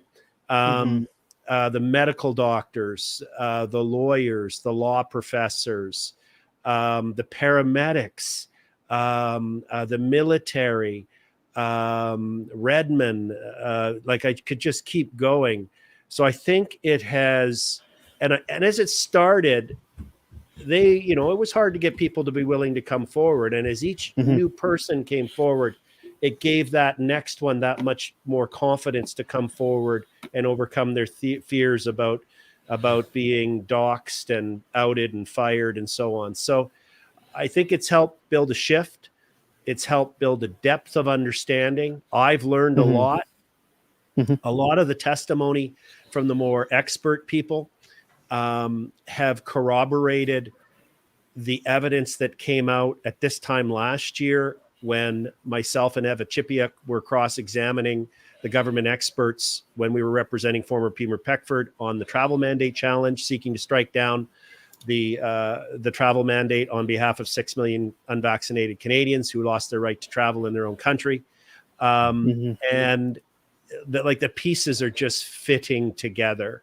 What some of the experts on our side were saying that seemed a little bit out there, and like the spike protein can go anywhere in the body. They're like, Health Canada, no, it cannot. Well, they're not. Nobody's arguing that anymore. They know this. They found the spike protein everywhere, and it's like, whoa, wait a minute. This is not what was supposed to happen. So I think the NCI was really important, and will continue to be important in giving, the people involved in making the horrific decisions that were made related to COVID at the federal level, at the provincial level, at the municipal level, within organizations and corporations and agencies, want us all to forget about it. They want us all to move forward. And we need to understand what we got wrong so we don't do it again. Absolutely. Because we all know that there are those among us who would like to use the climate crisis, the climate emergency, as the next QR code, as the next passport, right? Yes. Social credit system. Yeah, you can't drive. You're going to have to take public transit because bing, you've went over your quota. It's just like with Rogers for my cell phone, because I still have one of my kids on there. I get this warning, you're at 75% of your data usage. I mean, are you going to get that on your phone saying, oh, you're at 75% of your carbon consumption allocation for this month, Clyde? You better get your bicycle out, pal. Right? Like, is that where we're going? So, this whole thing, in my experience, has been a wake-up call for so many who have become vocal and realize they need to be vocal. Although, I may be proved wrong tonight when we see what the numbers are in terms of people coming out to vote. Yeah. Well, I think the environmentalists have opened up a door. They've left a door wide open because they've gone so far on this climate extravagant thing that they're trying to sell everybody with their modern day indulgence tax. And what they've left the door open for is an actual right-leaning or center-right conservative movement for the actual environment. And I'm talking about pollution. I'm talking about clean air. I'm talking about clean water. I'm talking about our forests being managed correctly and bringing in industry that'll actually give us an advantage over other areas around the world that are not taking advantage of these things.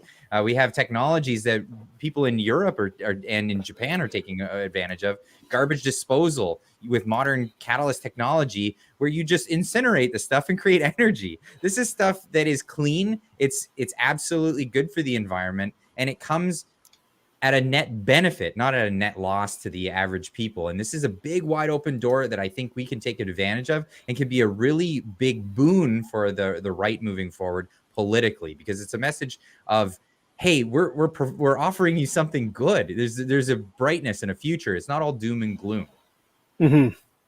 Absolutely. Well, and it's also like, it's akin to when you talk about the bus passes and everything, like Rachel Notley, when she was in charge of the province before, like the infamous, if you don't like the carbon tax, take the bus quote. I mean, it's they're really pushing hard to get people on that whole you can't pollute, you have to have electric cars, the whole 2035 zero emissions cap, which is going to cost, I think Danielle Smith projected $41 billion if we were to actually try to get to a zero emissions by 2035. One thing I wanted to ask, Keith, because you follow politics very closely, because we were trying to find it earlier. Rachel Notley, when she was in charge, when she was talking about vaccines and making them mandatory, do you recall her? So I tried to find articles at the beginning of the stream with her claiming that she wanted to go door to door giving people the vaccines. Do you remember her saying that specifically, or do you think that was just more what was interpreted by people? No, she said it 100%. She did say it. Yeah, Okay. it was it was in a press conference. She's on video, and she said with great excitement and that creepy, smiley, happy kind of face, and we need to go door to door and convince these people, these holdouts, because it's only through this, blah blah blah blah blah. She said it 100%. I've seen it recently. I remember it at the time, and I've seen it several times since. It was her voice while she was advocating that 100%. Okay, because I think it's what we called it advanced coercion. That's what the terminology we came up with at the early part of the stream. I didn't know that this was something that we she couldn't had find it, but yeah, for. Clyde hadn't heard of it, and it was just kind of. I just figured I'd ask because I know you were following that stuff closely. But Keith, there is a good question here from Angela in the chat. Does Keith think there's any chance of the Nuremberg like trials with what's going on? Well, I think there will be. I think it's a question of when. There's too many people in power right now who have their hands on these decisions. The full gravity of their decisions are not yet understood. Mm-hmm. The full ramifications of the health impacts, the adverse health impacts from the taking of the vaccine are not yet known. And won't be for a long time, but will become more clear as each week goes by, and that's what we're seeing. The data will get clearer and clearer that the mitigation strategies were a complete failure, that masking didn't do anything, that school closures and shutting down businesses and closing churches didn't do anything. So that will make the harm seem more egregious because there was so little benefit from them. Right. And, what's remarkable is I had an unusual opportunity in the last few weeks, and I'm going to be very vague about this to respect confidentiality, to speak with a minister in one of the provinces, and it wasn't Alberta, who was responsible for some of the decisions that have been described as horrific, involving shut-ins and firing workers. And this individual didn't realize who he was talking to at first, which was absolutely awesome. But he was explaining that they recognize there'd be adverse results and that 4 to 5% is normal for any kind of vaccine rollout. So I said to him, so the data is important. He said, yeah. And I said, so you got to look carefully and inform your decision on the data, right? Yeah. And then I said, so I looked at him, and this is when he immediately knew the gig was up and I was not somebody he was thinking I might be. I said, so what were the results of the phase 3 human trial of the COVID-19 vaccine? And he looked at me and he said, it's still going on. I said, exactly. And I said, you know what? No one told me that. No one told me when I got double vaccinated that I was signing up for a phase 3 human trial. Right. No. Right. Informed consent right out the window. Nuremberg. So yeah, they violated informed consent in such an extreme way. I encountered at a hardware store, someone spotted me and came up and I thought, oh, well, here we go. But he was very nice and thanked me for what I've been doing. And he had lost his job. He is a fairly senior person in a big pharma company. And he said to me, I will take any other drug that we were marketing, but I would not take the vaccine. And he knew there was no way it could have been produced safely. The quality control was out the window. He said, you cannot produce that volume and maintain your quality control. And sure enough, that's what we're finding out. The fluctuation in some of the studies that have been done is to the level of MRA and the other components inside that vaccine were wildly different from one batch to another, which does explain maybe why some people didn't have an adverse reaction and other people died or are paralyzed or lives have been destroyed. So absolutely. I think there's going to be accountability. It's just a question of when. It's still too soon. I think we need to run at least one full election cycle where these people are no longer hold the keys to power. And and the dam could break anywhere, right? Because we see that Israel just changed its guidance on giving vaccine to children.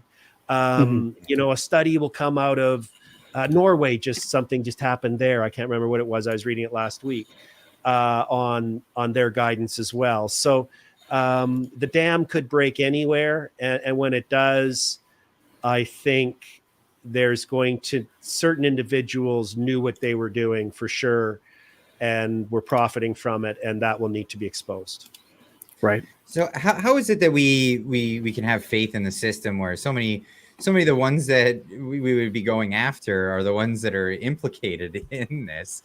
And I mean, it's been an uphill battle for you for the entire time. And every time it seems like the progress is coming, you get stonewalled. I mean, the mootness hearing where they claimed that it was a moot point simply because the government said, "Oh, well, we'll just let it expire, so it's moot." And these are emergency measures that they put in place, knowing full well that it was against the law. Nobody voted on it. It wasn't passed in legislation. It was just emergency measures, and wait until somebody tries to sue us, and then just remove the emergency measures. So where do we go from here to get a sense that maybe we can have justice actually play a role in our society again? Well, it's been a dark period for the jurisprudence, for the courts. I've said this before. The image of Lady Justice, blindfolded, does not judge you, does not judge the person before her, judges the facts and applies the law, right? They pulled the blindfold down and went, "What team are you on? Are you an anti-vaxxer, or are you on our team, Team Covidian?"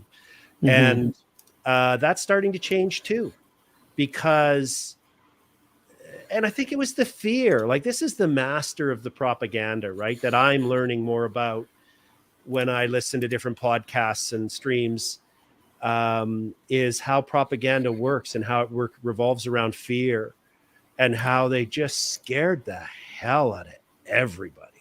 Yeah, they did. With the people dropping dead in the videos from China to let's lock everything up, and no kids to school, and stand on this X and only walk this way in the grocery store. I would go the wrong way. Okay, I'll turn around and walk backwards. It's like, come on. So they did the fear thing masterfully. But I think in time, I'm really hoping that in time, the institutions will work hard to regain trust. Because, I mean, look at your trust in a medical doctor right now. Look at your trust in the legacy media. Look at your trust in the courts. Look at your trust in the police. I could keep going. Look at your trust in banks. They froze bank accounts at the snap of a finger, isolating. Right. I had my clients phoning me saying, "I'm at the gas station. I can't put gas in my car. I can't get money out of an ATM. I can't get a hotel room. I can't buy food.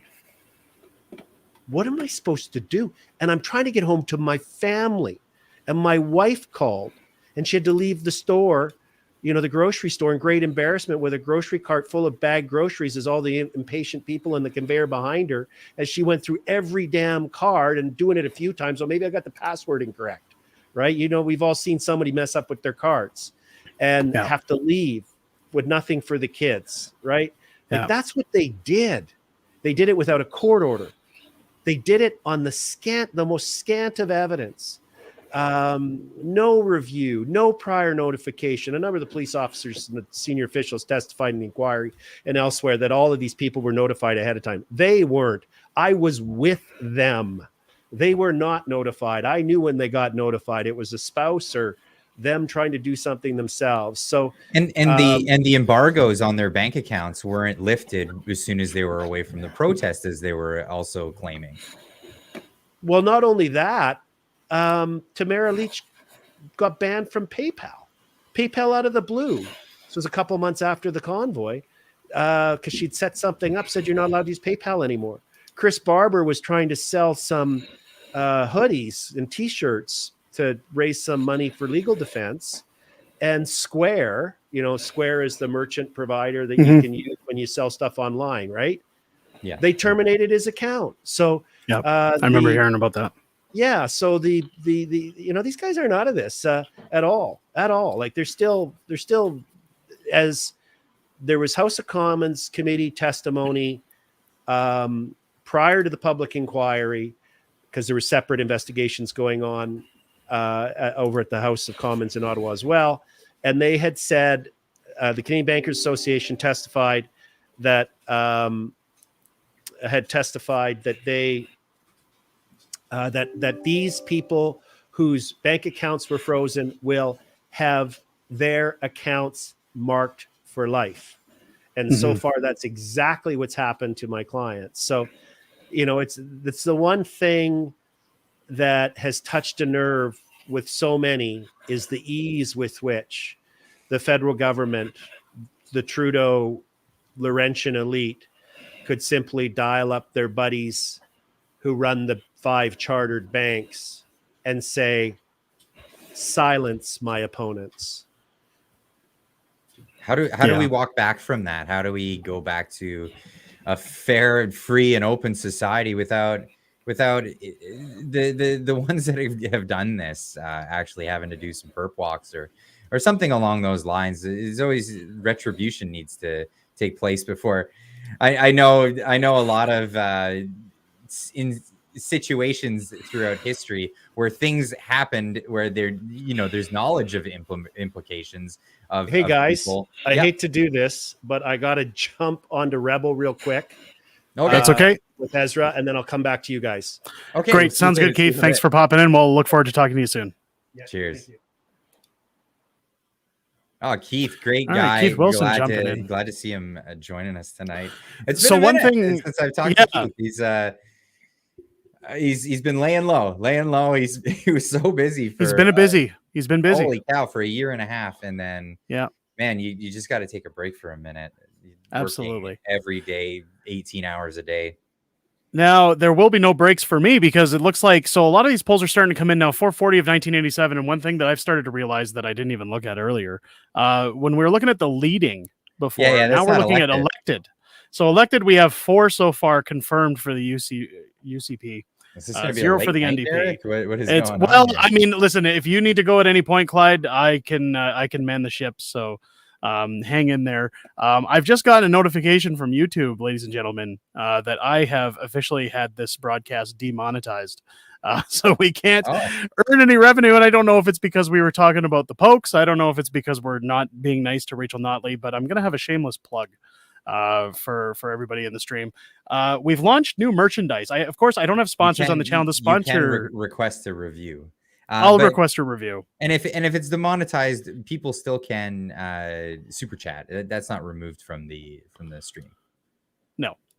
So we do have. Hang on one second. Let me get this ad in here. I do have new merchandise over at our store, and I don't know if you can see behind Clyde here this awesome new Unacceptable Fringe logo. I don't do sponsors. I basically pay the bills on my own channel. But hey guys, check this out. New merch coming from Unacceptable Fringe. These awesome t-shirts, hats, cups. We've got hoodies. We've got kids shirts.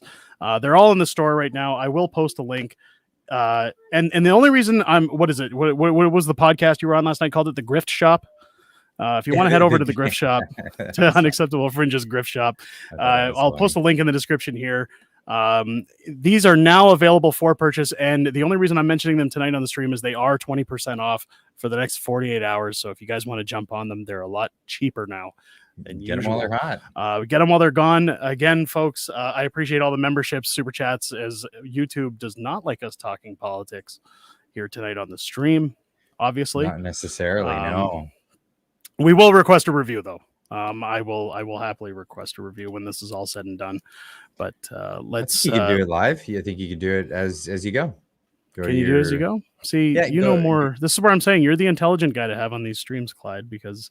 Yeah, just open up a browser with the channel analytics, your studio mode, and then go to content. Request a review. Go to the live tab, and then request a review. There we go. Well, let's bring back up the results so far, because this is where things are going to get interesting, and this is where things are going to heat up a little bit. Let's see if this can refresh here. There we go. As the votes are coming in, and we have 481 of 1987 polls reporting. We're still sitting. The NDP have now officially got their first seat, so it's a 4-1 elected. Now these numbers are starting to jump, so I think we're going to start to see a lot of seats come in real quick. Rob Hellfire with super chat. Rob, thank you for that. Thank you so much for the super chat at $5.50. I really appreciate it. Guys, listen, when I shilled the ad, that wasn't saying give me your money, guys. Geez, these super chats are flowing in. That's what happens. That's what happens when you get spanked. This wasn't a grift, guys. Mr. Roscoe Pico, I think if I'm pronouncing that right, thank you. $22 super chat. Cute. That's good. Thank you for the super chat. Thomas Henderson with a $22 super chat. Thank you, gentlemen. Thank you, sir. Amazing. My God, that's amazing. Tempest jumping in. Tempest, good old member from Clyde's community jumping in. Thanks, Derek, for not censoring your stream so the truth can be told. Tempest, the truth is what matters on this stream. So thank you. Oh, geez, Funis coming at $22. Why not? Funis, geez, guys, you guys. Holy crap. That's amazing. Not what I had in mind, but thank you. Oh my God. You know what helps more than anything? If you guys are enjoying the content, make sure to hit the subscribe button. We just hit 5,000 subs last week. Of course, I did my death chip on the stream, which Clyde has now named me Hot Lips in his Discord. Hot Lips. Reaction. That reaction, I saw it. I had to edit it. I had to put my little spin on it.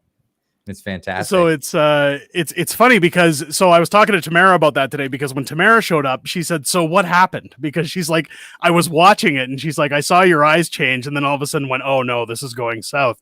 So I was telling her that as soon as I inhaled the chip, like I was breathing in as I was putting it in my mouth, and I inhaled a bunch of the dust that was on it. I wasn't aware of the heavy amount of dust that was just loosely piled on top of this chip. And I guess it had something, they said it could have had something to do with the strep that I had earlier in the week. But my throat started to close as a result. And it could also be, so I have a medical condition that when I eat certain types of food, like I know we found it out when we ordered KFC one night, there's something that they put in the herbs and spices now. I forget the term, but it's like a small esophagus condition. So like my throat will react to certain things and start to close so that you feel like you're almost choking. And you can barely swallow. You can still get air through, but your esophagus starts to close. And that's what happened with this hot chip. So my wife was like running around. Everybody on the stream was having a ball, and good for that. I'm glad people had entertainment. That was the whole purpose of it. And hey, I'll take the wimp trophy for that one, and I'll happily take the L. But yeah, it was a little moment of freak out in the house because I was trying to chug milk, but it was all just coming back up because I couldn't swallow it. It was kind of like I forget what movie it is when the guy's like bleeding or whatever, and you hear the guy yelling, "It's so bad, it's so bad." Like that's pretty much the reaction that was going on in our house. I absolutely love the elaborate excuses esophagus condition. It's not. I'm gonna look it up. I'm gonna look it up now. It's not an excuse. It's really hot, man. It is really hot, but like I've done hot things before, but it's something that's in there that causes this. Jesus Christ! Oh, I love call it. The I excuses. love it. I don't care. Look, man. I'm not worried to be a sore loser. That's. Anyways, the votes have changed, folks. We have a fifth seat in. It's Clyde. What is this that you're posting?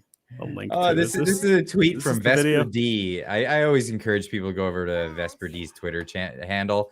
He's on a mission to take out Trudeau, and the NDP's also in that. Graphic designer, amazing brand designer, and you just gotta see his work. But what he does is he's been putting together these things for people to just grab, rip, share, steal it if you want, share it if you want, use it as there it is. I like that. Whatever. I like that. But he's been making these animations and graphics and all of this, and it's all for good reason. So catch it while it's hot, while his Twitter address is still around, because the mission is get rid of Trudeau, and once Trudeau's gone, so is the Twitter handle. So oh no. Yeah. Not Vesper. No, yeah, no. Casualty of war.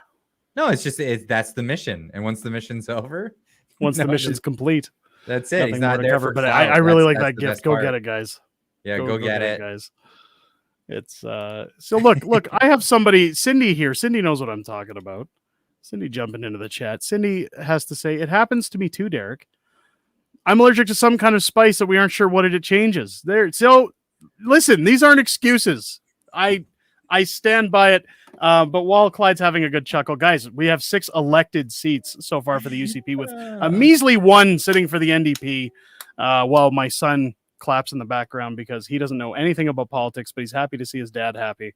550 of 1987 polls reporting. Wade, you should be in bed. You have school tomorrow. Clyde should be in bed too, but he's here streaming with me. Yeah. Paying the piper. That's the thing. 7 seats now for the UCP. So we're going to start seeing these numbers.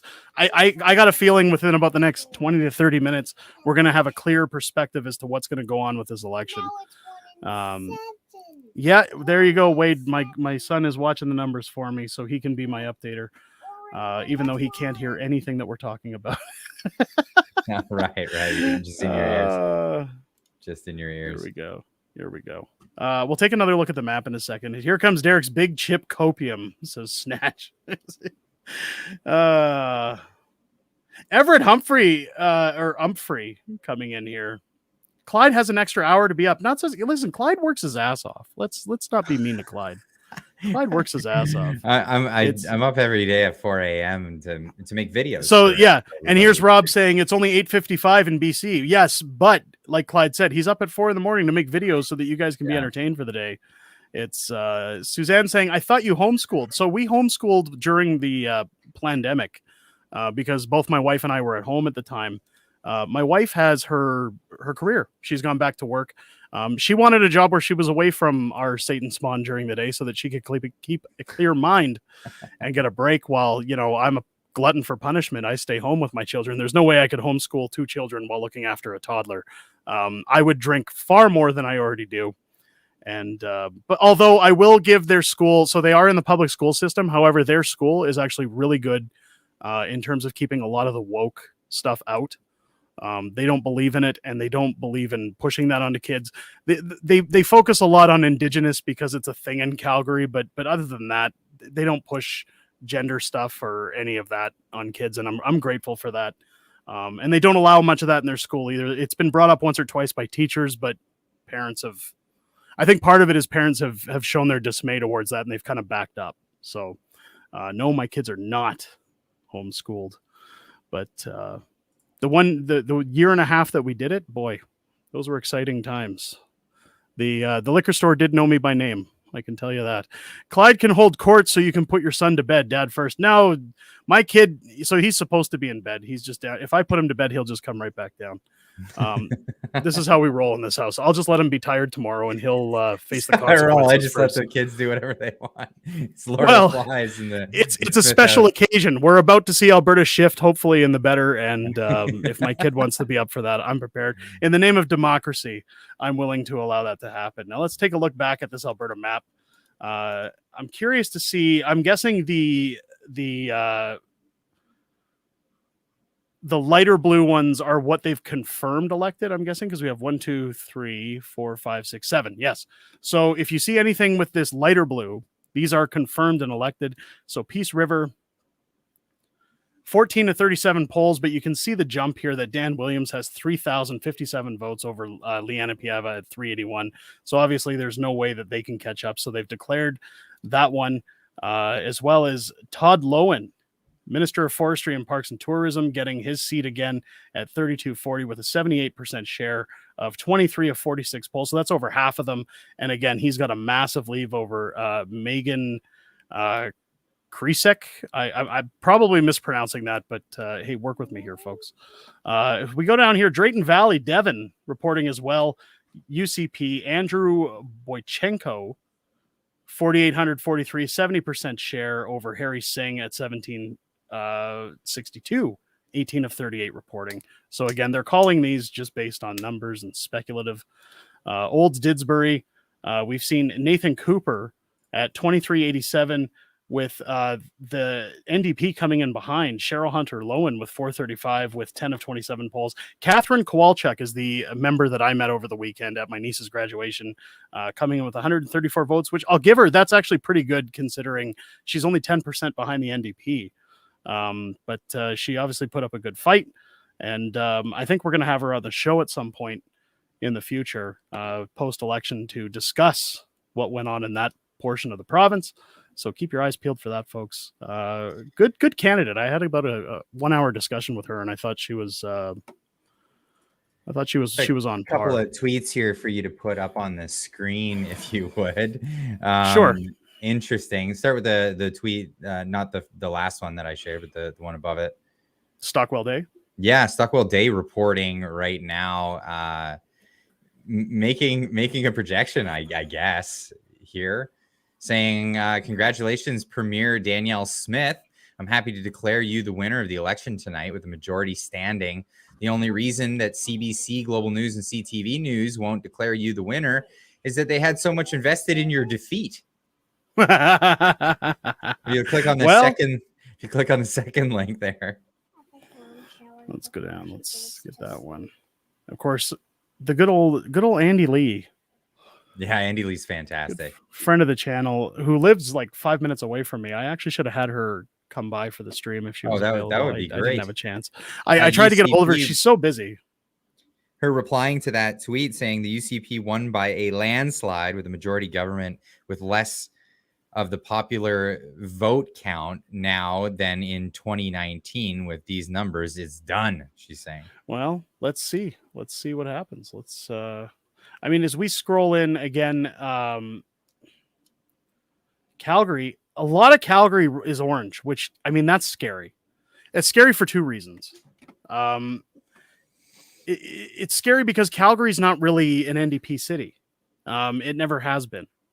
And I'll tell you, for people encouraging me to run for mayoral seats in Calgary, if this is what I'm up against, I'm not saying I'm not going to do it, but that's a challenge. That's a real challenge because a lot of these folks they're woke. They don't, they maybe now when you look at Jody Gondak's numbers as the mayor, she's only got like something like a 28% approval rating.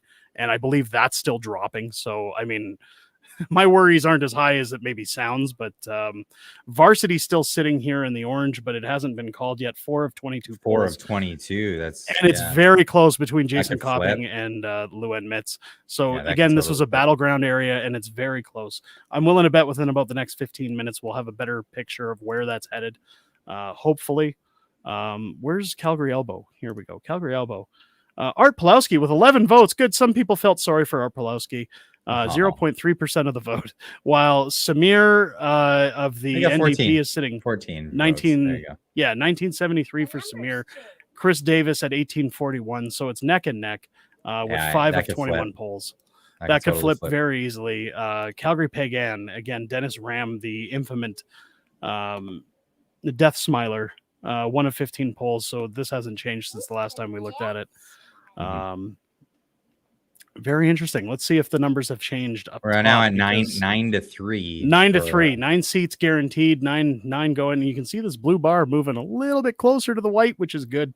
I honestly, now I was just going to say where I think the Knights headed. I don't want to jinx it. I just don't want to get a big head about it and then get kicked back into reality. But I think we're okay, folks. I think we're in the clear more or less. Hopefully, we'll see. Rex coming in. Hey, Clyde's on. Clyde's been on with us for 2 hours already, my man. But welcome into the stream. Hope you're enjoying our coverage of the election so far. And again, Clyde, just a reminder: if you need to split at any point, no harm, no foul. It's I'll be honest. This is going a little later than I thought it would, but we're sitting at 633. It sure is. 633 of 1987 polls. I think this number has jumped from the 200s in the last 15 minutes. So I think they're going to have somebody declared within the next. I'm willing to bet with it because keep in mind, once they hit the 850 mark, if it looks similar to these other ridings where there's a lead for the UCP, I think they'll declare, and they won't worry about the other polls.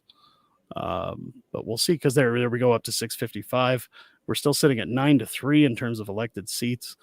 It's going to be interesting. Going to be interesting to see. I think once we get to the 1,200 mark, we'll have a really good understanding of where things are going on. CB jumping in. Clyde who?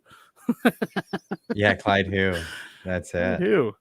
Hey, Clyde, you got to come out for Stampede, says Derek Macbeth. Clyde is coming out for Stampede. I am. Clyde's going to be I out am. here. I'll be there. We'll be He's there. coming out here with his family. We're gonna take him to the Stampede parade with his kids. Yeah, I want to see that parade. It's the kids will love it. It's hopefully there's no drag story hour in the parade, or hopefully there's no Jody Gondek in the parade. Hopefully she stays home and sulks and licks her wounds from tonight's election. It'll hopefully bother her for quite some time to come. Yeah, but we'll see. We'll see. Yeah, I don't know. Clyde, I'm looking forward to it a lot. And then we're going to be going to a comedy show on the Sunday as well. Derek and myself, and from Danger Cats, Alberta, some good Alberta comedy. Uncle Hack will be doing some stand up, and we'll be checking that out. Mm-hmm. UCP went full juggernaut, says Vesper. Oh, I just lost your audio, Derek. Yeah, I had to yell at my son because he's messing with my lights and my camera now. You had to lay down the law. Okay, I I'd lay down the law just to make sure I don't lose anything on the stream. Derek Macbeth becoming a member of the channel. Derek, thank you so much. I appreciate that. Saying Jody Gondek, JB jumping in, Jody Gondek, her time is coming. LOL. Absolutely, it is. I don't want to be like Art Pawlowski, where I'm going to run into this going, these witches and the Nazis, I'm going to kick them out of office. I'm going to be blatantly obvious and say that I don't go in with any expectations of winning, aside from saying that when I get into these things, I typically like to get into situations where I've looked at the numbers, I've looked at the possibilities, and I really would prefer not to lose. I'm going to go in with fists blazing, and I'm not going to give Jody Gondek an inch. But even if I don't get that seat, I can guarantee you it's going to be a win, because I think the way that I'm going to handle this campaign is going to start to wake up a few people and kind of make them look at what's going on in the city, and hopefully inspire some other people to get involved in politics. You're going to win it. And I hope so. Got here from the real Andy Lee show saying, oh my God, CBC election coverage is droning on about far right and is calling Danielle Smith an extremist, and is talking about how the NDP has been drawing voters in. It's also desperate sounding. It sounds like a cope, she says. Yeah. So it's going to be one of those. So if Rachel Notley got in tonight, it was going to be travesty for the country. And of course, the woke left would sit with it and say, oh, isn't it great? Isn't this fabulous? And we'd see more of these questionable bylaws and laws come into place and taxes hike up. But as soon as Danielle Smith gets in, I think it's going to be akin to what we saw in the Trump era of presidency, where every single week you're going to see something new about Danielle Smith, and CBC and all these parties going, look at what she did. Look at what she did. every single time. It's going to be interesting. It's going to be interesting to see what happens to Danielle. And it's going to be interesting to see if she follows through with a lot of what she's said. I like that they're hosting a referendum, or not a referendum. That you'll need a referendum for them to increase taxes with their bills. And maybe we can get a little bit more into that as Keith Wilson's jumping back into the stream. Oh, let's bring him in. Good. Keith, welcome back. Sorry, I just had to. I have 12 displays, as you know, here, and I had a few of them running. It's similar to what I've got going on here. Yeah, I have some breaking news coming in. It's NDP leader Rachel Notley has been reelected in her riding. Also, Danielle Smith has been called. That election has been called. She has been elected as well in her riding. So she got her seat. Yeah, and I figured they'd both get their seats. That's Clyde. That's almost a given.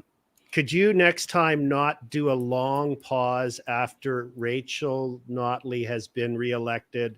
Pause in her ride. I don't know why I do it. Keep a heart attack. Yeah. Honey, get the defibrillator. Pack your bags. We're going to Florida. You mean 698 of 1987 polls fully reporting. So that's,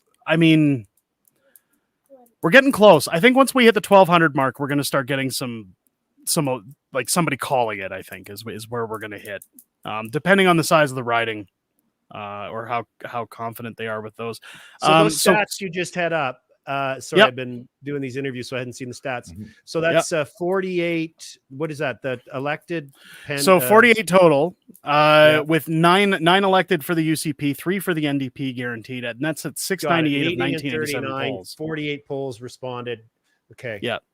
Got it. Yeah, so we're in good shape so far. So they haven't and again, done they haven't released the massive data from the advance polls then, right? Just looking at those raw numbers. that's 'Cause correct. The advance polls were over 750,000 voters. So yeah, wow.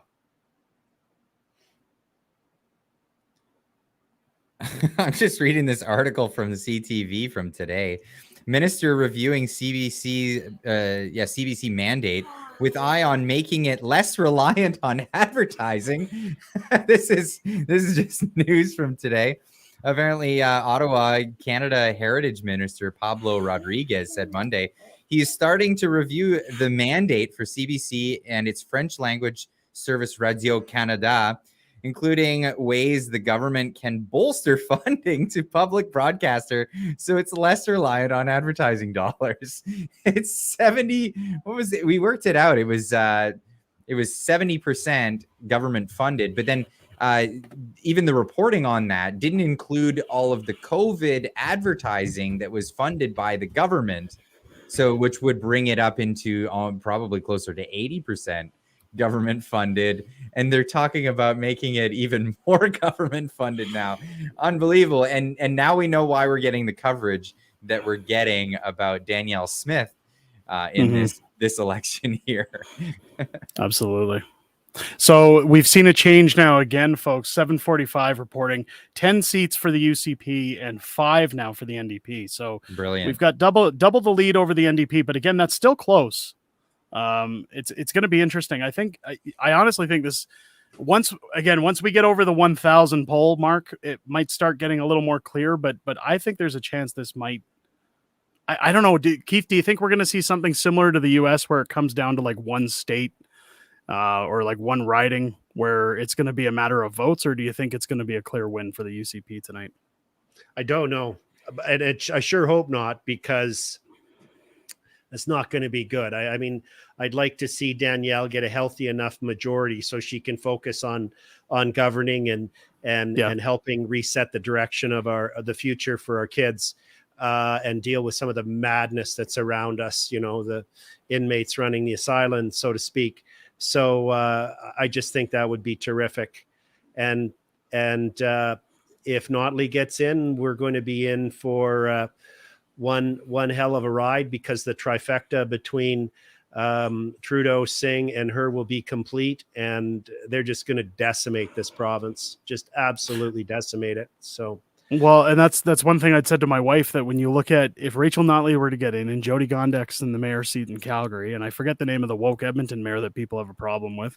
so Yes, so between them provincially and then Trudeau and Singh at the top, like the amount of damage that could be done, like it's almost like calling the apocalypse. Like and it's not like I've said before on my other videos, other streams, this isn't me being like pro-conservative or saying like I just don't like these guys. It's factual when you look at their track records. Like it literally is the end of the economy in this country if they get in. It's and I don't know if I already covered this to some extent, but I touched on it in the live I just left with Rebel News with Ezra and others there. But, you know, every country around the world, their governments have publicly announced largely an aspiration to this 2035 goal of net zero, right? Which means getting rid of coal, electricity, natural gas electricity, bunker oil, as they use in a lot of countries and port cities, and so on, and switching to renewables. That in itself is virtually an impossible task. Absolutely. Just to convert it. Now pause. At the same time, the plan is for you to get rid of, here, if you're in Alberta, you have a natural gas furnace Well, you got to get rid of that and put an electric furnace in or a electric heat pump. Yeah. Okay. No natural gas. And you get your hot water for your house to bath the babies and wash the clothes from a natural gas fired boiler or hot water tank. You're going to replace that with electricity. So we're going to need a 6-fold level in the amount of energy that we produce, electricity, while eliminating the dominant stable source. And even if that made sense, which obviously it doesn't, we can't approve. We have of the 31 minerals needed for the electrification of the economy, Canada actually has 31 of them. We don't have some in abundance. We have some in huge abundance, like uranium and others, nickel, copper, and so on. Well, we can't get them out of the ground because Bill C-69, the No Pipelines bill, it's also the No Heavy Metals Mine bill. Okay. Yeah. It's the Canadian Environmental Assessment Act. It deals with every major project. We can't get mines approved. It takes 5-10 years. 10 years from now is what year, right? So even if we could do that, which we can't, well, there's not enough of the stuff to go around.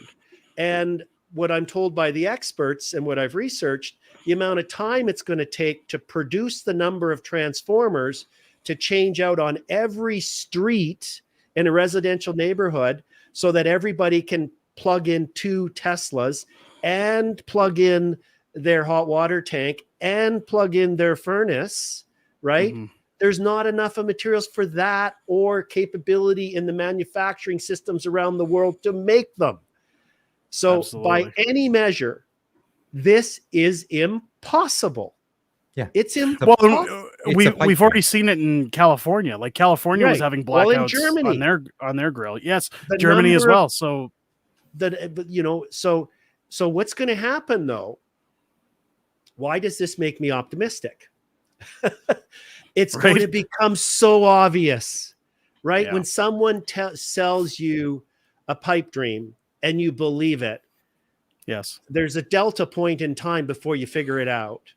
And people are going to start to figure it out pretty fast because we're going to shut down companies. Guys are going to have, it's going to be 2:00 in the afternoon and a buzzer's going to go off at the big factory floor and you're going to say everybody home. They're going to be, why? Yeah. We've been told to shut down. There's not enough electricity to go around, right? Germany should be the warning sign. I mean, they should be the canary in the coal mine because they shut down their nuclear power plants. That takes years to shut down. You don't just turn them off. There's no switch for that. And then they switch to what they call renewables. I don't know how they got the name renewables, but it is a really good PR game because there's nothing renewable about them. However, what they need to do when there's no sun shining and there's no wind blowing, they have to subsidize it. They subsidize that with natural gas turbines. So what are they suggesting? That all of Alberta switches to all their appliances to electric and then take that natural gas and turn turbines with it in order to supply the electricity when there's not enough sun and there's not enough wind going? Like this is the reality that we're looking at. The plan is going to fail. What's plan B? Is plan B worse than plan A that exists right now? Here's what plan B is likely going to be. What plan B is likely going to be that so many countries are so far committed to it that the scarcity for the raw resources is going to drive the price up very, very high. Do you remember what country I mentioned has 31 of the 31 minerals? Canada, right? Yes. So that country's going to be doing pretty good. Also, what's going to happen is when they realize they can't power the subway and the LRT that everybody's told they have to travel on because they're not allowed to have a car because their phone went off and said, oh, Clyde, you're at 78% on your carbon usage. Get on the transit. That the population will react. The voters in cities and throughout the countryside of these countries will react and say, you guys are crazy. I can't afford to live. I don't like you anymore. I want to be able to put gasoline in my car and get rid of this app. So the country that has the 3rd largest reserve of oil in the world will be pretty well positioned. So I hope, at some point, people are going to come to the realization they've been sold a bill of goods that are bullshit. And they're going to be fed up, extrapolating. It's not like they're going to be asking someone else to pay the price of this. They will. It used to be in Alberta 15 years ago, if you looked at your power bill, 80 or 85% of it was electricity. And the delta was the transmission and distribution. Now, 60% of your bill is transmission and distribution, and the other little bit is the electricity. We just can't afford this, combined with these crazy carbon taxes. I paid the most ever in Alberta. I paid $1.51 a liter to put gas in my vehicle on Friday, and that's nothing for Clyde from BC. Like that's that's like free. That's like free. I wish territory. $1.51. Heck, I would have filled up jerry cans, Clyde says. But it'd be like a sale. I'm teasing you just because I know I can only imagine what your costs are out there at different places. But this is not sustainable. And more people, I think, are going to come around to realizing, in the same way that ideologues used fear to get control of us in COVID, that this fear that, the temperature could change by 1.5 degrees Celsius. Oh my God. I'm looking out the window here. It's getting dark outside. From when I first came on your program about an hour or so ago to now, I guarantee you the temperature's changed almost 3 degrees. And look at me. I'm still here, man. I'm still here. There you go. I survived 1.5. Yeah, you guys probably couldn't do it. I mean, come on. So what's really egregious is the fact that this is all about saving the environment. However, the biggest thing that we do know, and we have the data for, is that the richer people are, the better they want the environment to be. When people are poorer, they 100%. Actually treat the environment much worse. And what's happening is we're driving people into poverty. What happened in Germany, as soon as they found out that they were going to have trouble heating their homes, they all started cutting the forests down. Yeah, this is what happens immediately. People want to survive, and if that's the difference between you and your environmental cause is survivability, people throw the environment out the window and start pulling the chainsaw out, and that's really what goes down. 100%. And just that's been updating proven with, over and over again that that there's a direct correlation between standard of living and concern about the environment and people taking action on the environment. And by devastating ourselves, I like this whole carbon tax thing. I went after, that federal minister, the criminal guy, the guy who climbed the CN Tower, federal minister of environment, Guilbeault. And he said, they were all upset. Remember when the federal budget office came out last week and said, actually people are going to spend more than they get back. And, that can't be right. We modeled it. Oh, give me a break. Just like the climate models, right? No, but I mean, it's just so simple. Like, let's do something very basic. Okay. Building a school. All right. Well, it's going to need concrete and it's going to need gravel. Well, where do we get concrete from? Well, first of all, we send big equipment out that burn diesel, carbon tax, to strip the land, to excavate the gravel. And then we use these huge diesel generator gen sets to run crushers to process it and clean it and wash it. And then we put it in big dump trucks to haul it to the cement plant, where we burn natural gas, which to make gets the fly ash cement. And cement from like Brazil and other places. And we need fly ash from the coal powered plants. We don't have those anymore. No, we so got have to bring it in from further, right? Because that fly ash source is gone. And like just the multiplier effect.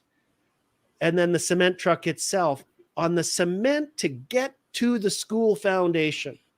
There's probably 8 carbon taxes that have been paid to get that one unit there, right? And these bozos in Ottawa think that somehow it's paid once. They really believe that. It's then you look at the food in the grocery store, right? You go into a grocery store and normally it's on your right. There's the produce section. You go around the back. There's the dairy and the cheese. Then there's the meat and the frozen section in the middle. And then you get what I'm saying. The bakery, that if it doesn't run on natural gas, the bakery's going to run on electricity. They're energy hogs. So they're paying a ton of carbon tax. There's just carbon tax on, and these guys, what we're doing is we're taking limited taxpayer money away from places like it's needed for teachers' aides in schools, for more teachers, for better infrastructure, for hospitals, for mental health, and so on. And we're just wasting it and making life more unaffordable and driving up inflation at the same time as the interest rates are going up and everybody's sliding backwards really fast. So if they try and if more of these bozos get elected, and the more they move towards 2035 and these ridiculous goals, the more manifest the madness will become. And I think people around the world will look on this as a dark time and throw these governments out. So I just want to do a brief update here, gentlemen, because we do have 924 of 1987 polls with UCP in at 15 confirmed seats versus 7, which still puts us a leading and projected. It just went to 17. You hit refresh. Did it go to 17? Yeah. Okay. Let's. Sorry, you posted this link here for Vesper. So I was going to bring that up real quick. This is a great one. Oh, nice. This guy just, the animations he's making are just fantastic. Did you see his House of Cards one the other day? That was great. Yeah. The Liberal and he's House encouraging people to take these, repost them, download it, repost it, make it your own. He doesn't care. Get it out there. That's the whole point. Just get it out there. It's not about clout. Awesome. There we go. 17 and 7. But that's still doing a total of 52 versus 35, which again, that's kind of what Keith figured at the beginning when we got into that. I'm just going to post that link over in the chat for anybody who wants these gifts. Yeah, go share it out and get wants it out to there. flood them all over Twitter. It's it's getting down to it, folks. But Andy Lee having a tweet that I was just showing while you guys were chatting there. Andy Lee saying we're at now at that time it was 15 out of with 35 projected. We're starting to get into majority territory, and again at a point where if the leads are strong enough, I think we could see it called within about the next half hour. That would be my guess, and that's being very generous. I think it could be less than that because once we hit that 1,000 mark, but again, it's going to depend on those data dumps. Glenda M on Twitter saying, "I wonder if Justin Trudeau will be able to stop crying long enough to congratulate Danielle Smith tomorrow." Do you think he's gonna take this as a loss, or is he just gonna experience it differently? No, you know what? I'm going to surprise you guys. For him, it's better for Danielle to win. Oh, why? Why? You think so? That? Well, he could cause more divisiveness. Because they'll pivot immediately, and the Liberals and the NDP, the federal Liberal, federal NDP, and they'll pigeonhole Danielle and Pierre Poilievre as one and the same. And their numbers in central Canada work that way. They'll use Danielle to bring Pierre down. So net for Trudeau, it's better for him to have an antagonistic premier in Ontario and one that he feels he can use to marginalize or position and recharacterize Pierre Poilievre. So I find that so funny that people actually think that Doug Ford is some sort of antagonistic person towards Justin Trudeau. We've seen them working in lockstep for here's one of the things that's totally weird. They did real polling. This isn't the kind of polling that they released to manipulate how we think about the world. Mm-hmm. And you may have noticed earlier this year, Trudeau and Premier Doug Ford were at an announcement together, which struck people as odd. And then a few weeks later, they were at another announcement together. Do you know why? Because Trudeau's numbers went up after that announcement and Ford's numbers went up. and they realized people liked seeing together. It helped Ford and it helped Trudeau. So it would be a similar type thing here, where it's when the Liberal policies fail, because they all have. Yeah. They all have spectacularly, tragically. When they fail and the NDP's in power here, if that were the case, who do they have to blame?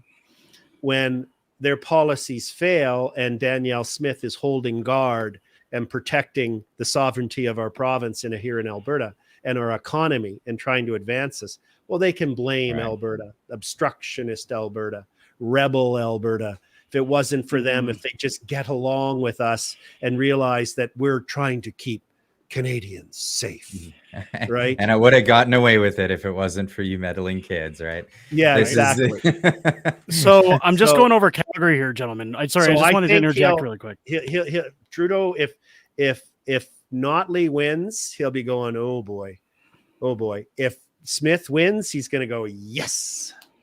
That's my take. That's good for him. Okay. So Calgary Pagan, I just wanted to bring this up. Dennis Ram, he's taken a bit of a fallback now.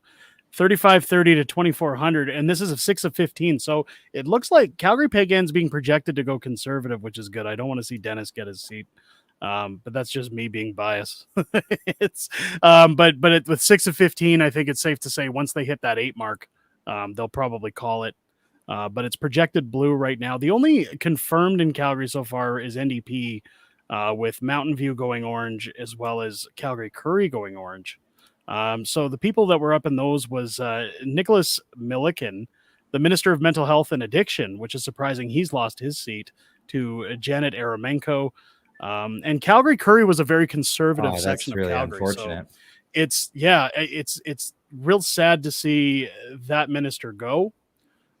Because again, as Danielle Smith was talking about her tougher laws and going harder on criminals, especially when we talk about mental health and addiction, that would have been a vital seat. But of course, she'll have to appoint somebody else now.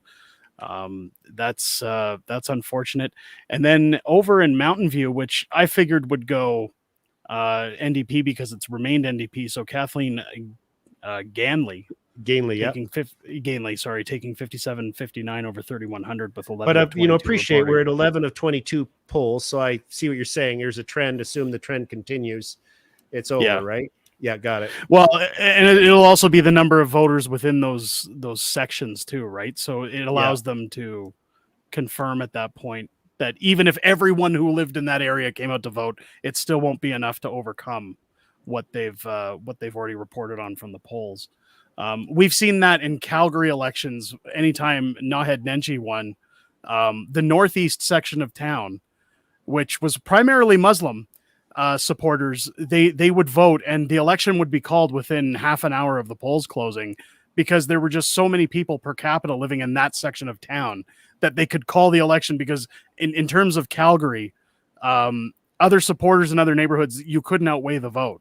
So it was people always said, how come they call it so quickly? And it's, well, because there's too many residents. It's the same as we talk about with the federal election, that the majority of per capita vote is in Ontario, while the rest of the country says, well, my vote doesn't matter. Yes, it does.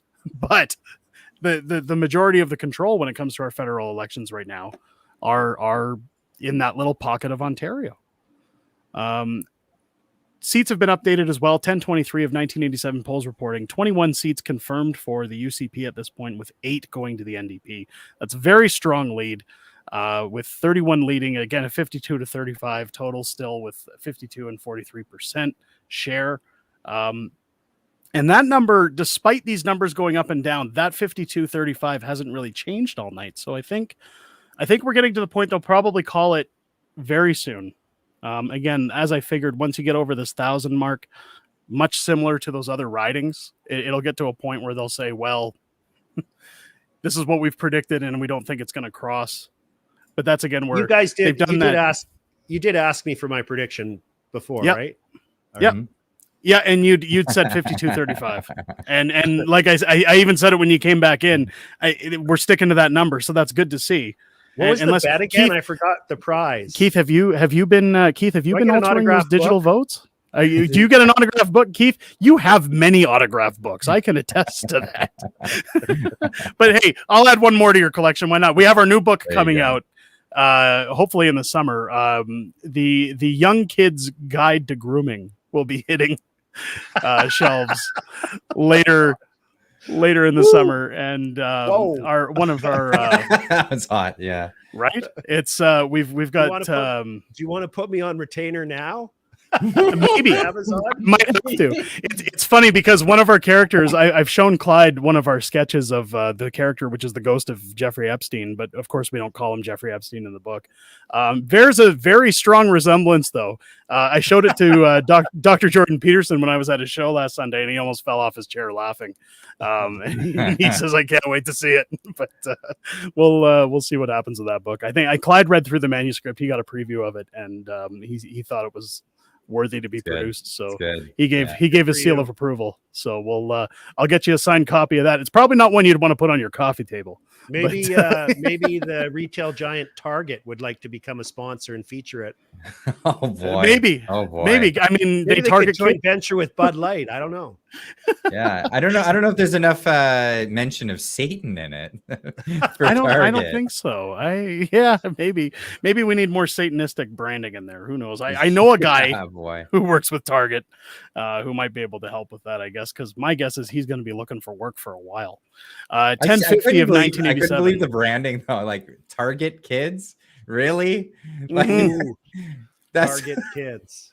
Yes. Yeah. God, Could you be any more straightforward? Yeah. It's say no to war chiming in. Looks like Calgary is going to get a lot of families leaving Ontario. Level of crap for real conservative province. Hopefully. I mean, look, a lot of people are moving to Alberta lately. Do you want that? Do you want Well, the other provinces to That's suck dry all the resources of sensible people that want to? so that's one thing I chimed in on that when I was talking about how it was surprising to me that a city that's usually very conservative has so much orange, because anytime I hear about Edmonton, like I said, I've never really been surprised because of the amount of academics that are up there in the 18 to 25 range. And that typically are the age group, the younger crowd that vote for the NDP, because again, they don't have mortgages. They don't pay high taxes. They don't have, fiscal responsibilities to the degree that, more experienced older adults have. So typically they buy into the policies of the NDP and they believe in them. But Calgary's always remained kind of a conservative town. But I said it kind of feels like what you see going on in Texas with California, where you've got a lot of folks who move from California and they bring that woke Gavin Newsom type attitude into Texas. And people for years said, you don't mess with Texas, and they're never going to change from Republican. But, I've even heard guys like Ben Shapiro starting to say they may flip blue one of these days, and they're turning purple, the numbers that's are for sure. the numbers are jumping up. So I don't know if that's what's happening in Calgary, but I'll tell you, I don't know too many people who are complaining to have a job and pay less taxes. So I just don't understand how these people push these votes and then go back to work and say they're happy to be employed. It's it's got to be one or the other, because if you vote in Notley, well, you're not going to have a job to go back to.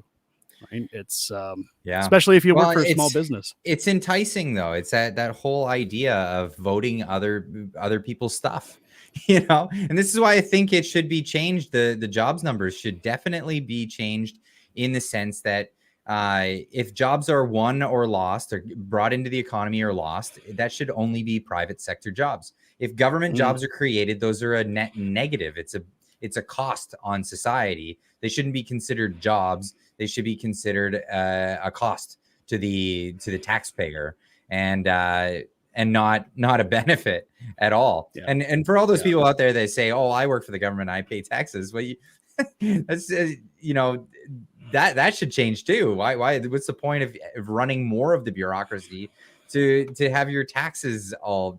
People should just, if you work for the government, that's your set rate. There you go.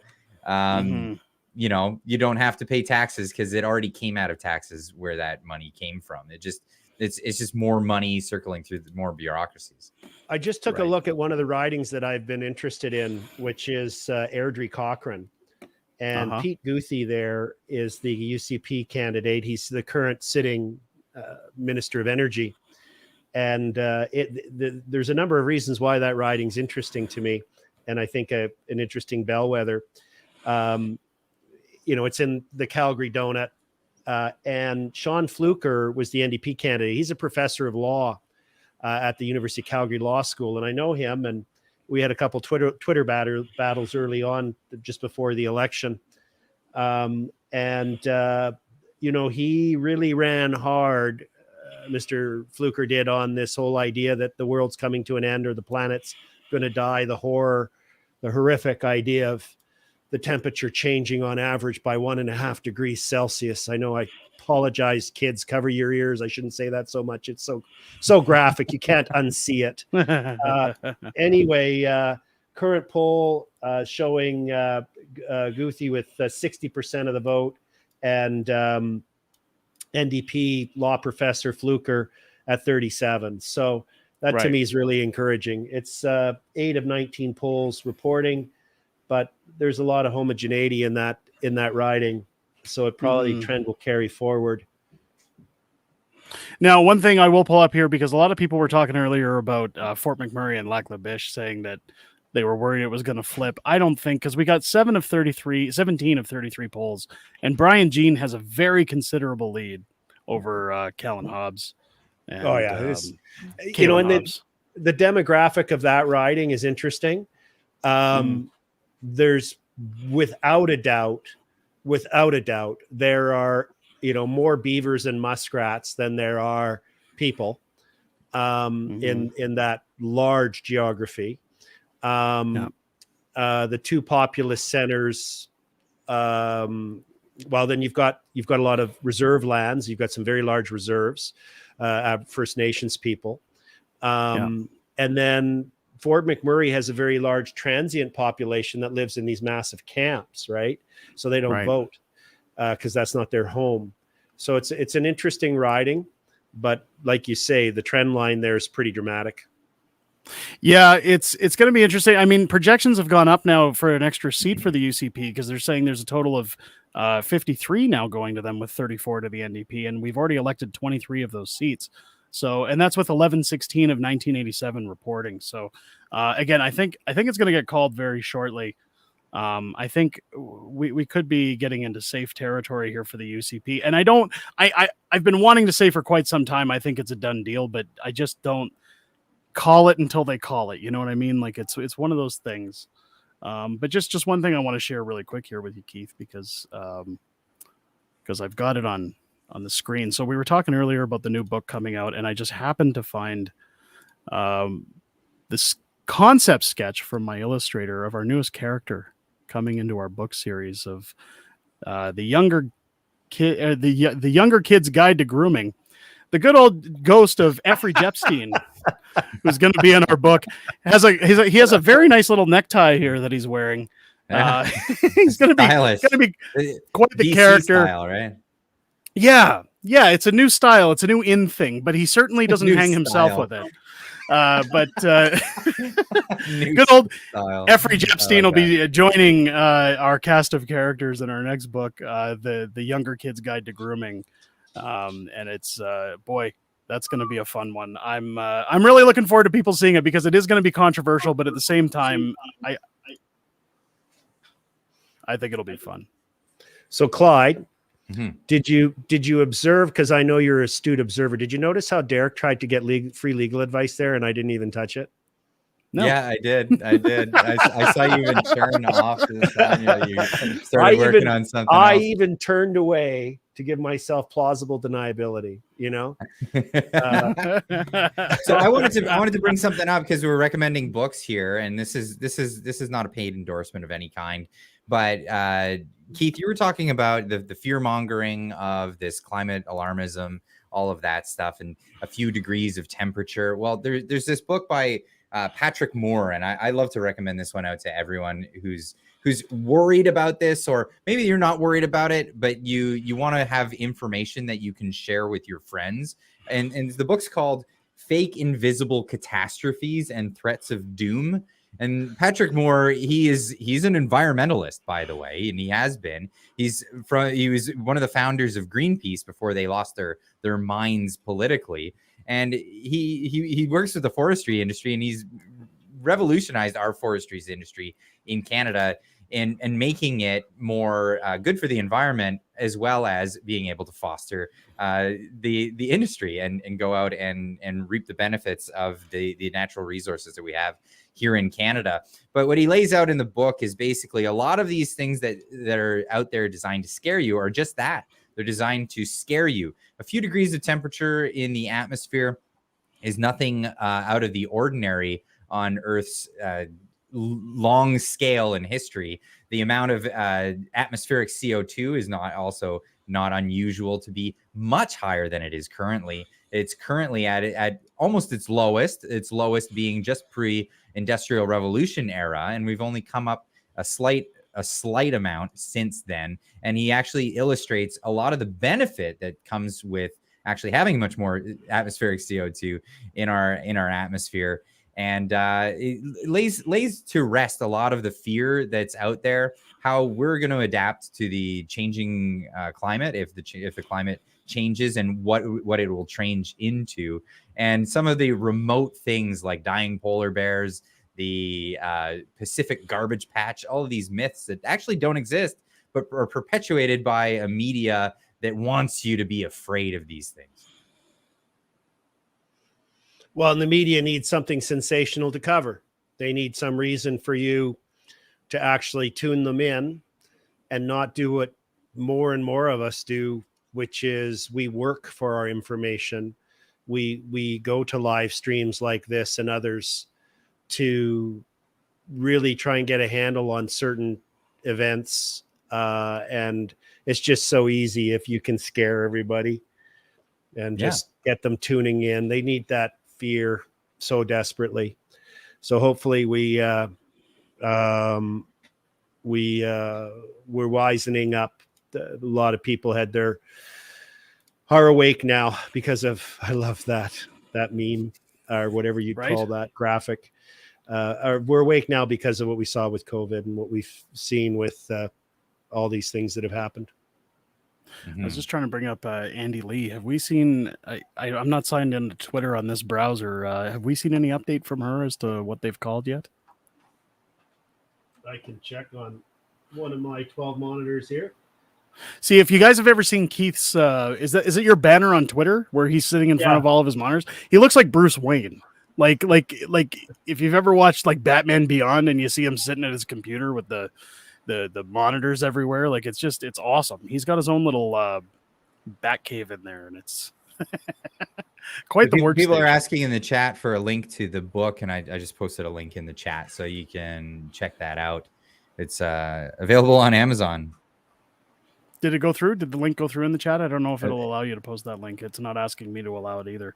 It shows it in there. Does it? Is it in there? Maybe not on your end. I don't know. I don't see it on my end. I don't see it on my end. Clyde, okay. Send me the link on Discord. I'll post it in the chat. Oh, that's sneaky how they do that. It shows that I posted it, but no link. Yeah. Here, can I say something? Test. Am I banned from your chat? No, it's probably just because it's a link. Yeah, it's something. I was afraid of you, Clyde. I asked Eric to do that. I said, "Can you?" He might say stuff in the chat that'll throw me. Yeah, I don't know what he's got up his sleeve. Yeah, there we go. Can you see my test in the chat? Yeah, I see your test. So it could just be because it's a link. I know sometimes in YouTube channels, if you post a link, it won't allow it unless mods accept it. But guys, we've got 1214 of 1987 polls with 25 elected seats at the UCP. We're still sitting at that 53-34 benchmark. Only 11 so far for the pitiful Rachel Notley regime. It's jumped up to 26 now as it just refreshed. North Fort Mac just turned blue. I'm seeing really? that. That's Slave Lake. Come on. Okay, so 20. Here's what I don't understand. 21 of 33 polls. Brian Jean's got 2,700 votes to 967, and they haven't called it yet. Maybe there's more people in the other ridings. I don't know what it is, but you'd think at 21 to 33 with that kind of a lead, Just look they'd at be that able to map. call. It's this little tiny dot of orange in 2 spots. Where? In Fort Mac? Welcome to Alberta. No, just Alberta in general. It's just I know. 2 little. Oh, because this spots. this is Edmonton, and then as we come down, this is Calgary. Oh yeah, Well, I- there's I- a little. But again, these are the- tiny one these are the left oh, seats. there's bridge. another little tiny one over there. Yeah, left There's bridge and another Red one here, Deer. Red Come Deer. on. Dead rear. Oh no, that was just a zoomed out. We don't have anything. It's still projected blue. So I spoke to a number of folks when I was in Olds over the weekend, and people said the majority of the province is all the rural is gonna go blue. The rural support the UPC. They're typically the older folk that they're farmers. They're the rural Albertans, and they always go UPC or conservative.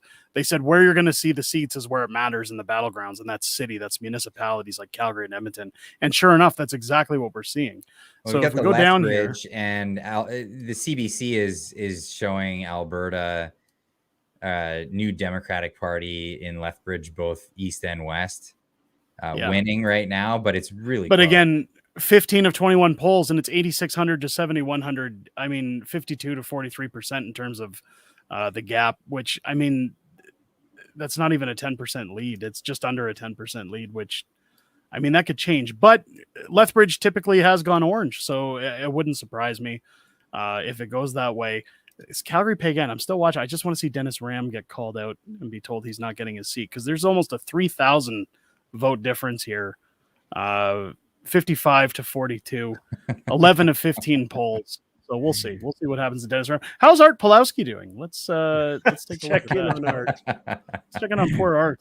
43 votes, so 0.4%. He's moved up a 0.1%. While Samir has taken the lead now. We had Chris Davis at the top before. Samir's taking the lead at 4,800 to 4,600 of 11 of 21 polls. I got a feeling Calgary Elbow is going to be very close, probably within 200 let's to hope it's 300 not votes. 44 votes close in the wrong direction. Right. That's and that was my worry ultimately with Art Pawlowski with his leaked phone call with Danielle Smith, was that if you see anybody going over to the Solidarity Party, he'll have split the vote that could have cost Danielle crucial votes. But it doesn't look that way in these ridings anyways, where we're looking at it. Solidarity isn't gaining very many votes. I think he did the UCP a favor by leaking that phone call. I think because so. that made people go over to the UCP. People don't have much respect for that kind of tactic. It's unethical. Private conversations they're private conversations. You don't release those. No, it's just so how are you gonna feel about the ethics of your leader if you're if you're voting for that? That's And are you ever going to have an honest discussion with them on a phone call? absolutely. Never. Well, and that's Never the other will. thing. Yeah. Yep. It's one of those situations. Sorry, what were you going to say, Keith? I was going to ask myself an interesting question. Sure. Okay. They're always interesting when you go that route. Let's go. Shoot. I've never done that before. Sorry. Sure But you it's been have. driving I've me heard you do that crazy, and before. it's finally safe for me to say this. How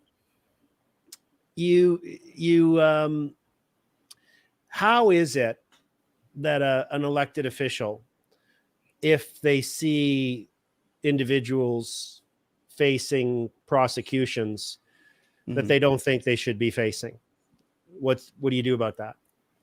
Well, what you can do, and just pause for a minute here, during COVID, and every province did this, as did the federal government at times, they brought in mandates, policies, and orders. And, you couldn't fly. In Alberta, you couldn't go to a restaurant, or you couldn't have a family gathering of more than whatever. You couldn't go into an old folks home. You couldn't go into all these things, right? Yeah. You had to close your business. Well, a few of us lawyers looked at those laws and went, you don't have the authority to do that, right? So what did they do? About 3 weeks later, they convened the legislature, and they retroactively amended the legislation to say that order that we gave, that we didn't have the legal authority to give, we are retroactively changing the law to make it lawful. Okay, we're making it lawful. So our legislative system is that flexible, and I'm not happy about it, but it is, that a government that does something that they discover is illegal today can pass a law tomorrow, reverse the time clock to say those things we did retroactively, we're deeming them to be lawful. Similarly, if it's the view of the majority of the legislature that those COVID charges that so many people are still facing were not proper offenses, were not things that now, knowing what all the elected officials know in the brightness of the day, they can change the law in the same way that they could deem something they did that they had no authority to do to be lawful. They can also pass a law saying it would be like the COVID Mandates Rescission Act or the COVID Mandates Offenses Rescission Act, something like that. I'm just making this up on the fly in terms of the name. And so they could vote on it, whether or not they want to declare all of those people who had gatherings or went to a church service or opened their business, that even though the law at the time said it was illegal, we're now saying it's lawful. And the moment they do that, a Crown prosecutor with no memo, no phone call is going to go, well, the law's changed. This has no prospect of success. Charge withdrawn. You follow me? So that's the proper way in a parliamentary democracy in the Westminster system, that elected officials, if they believe that there are things occurring that shouldn't be occurring, you deal with them in the open, transparent assembly of the Legislative Assembly or the House of Commons. You follow me? Yeah. That's how you do it. So, and, I think that might come. I think that might come after this election if the numbers hold. That's the right way to do it. And again, that would be the right way to deal with these things. Thanks for asking that question, Derek, or letting me ask myself that question. Hey, no problem. No problem. So I do want to bring up one thing here because it's very interesting. Something Andy Lee retweeted.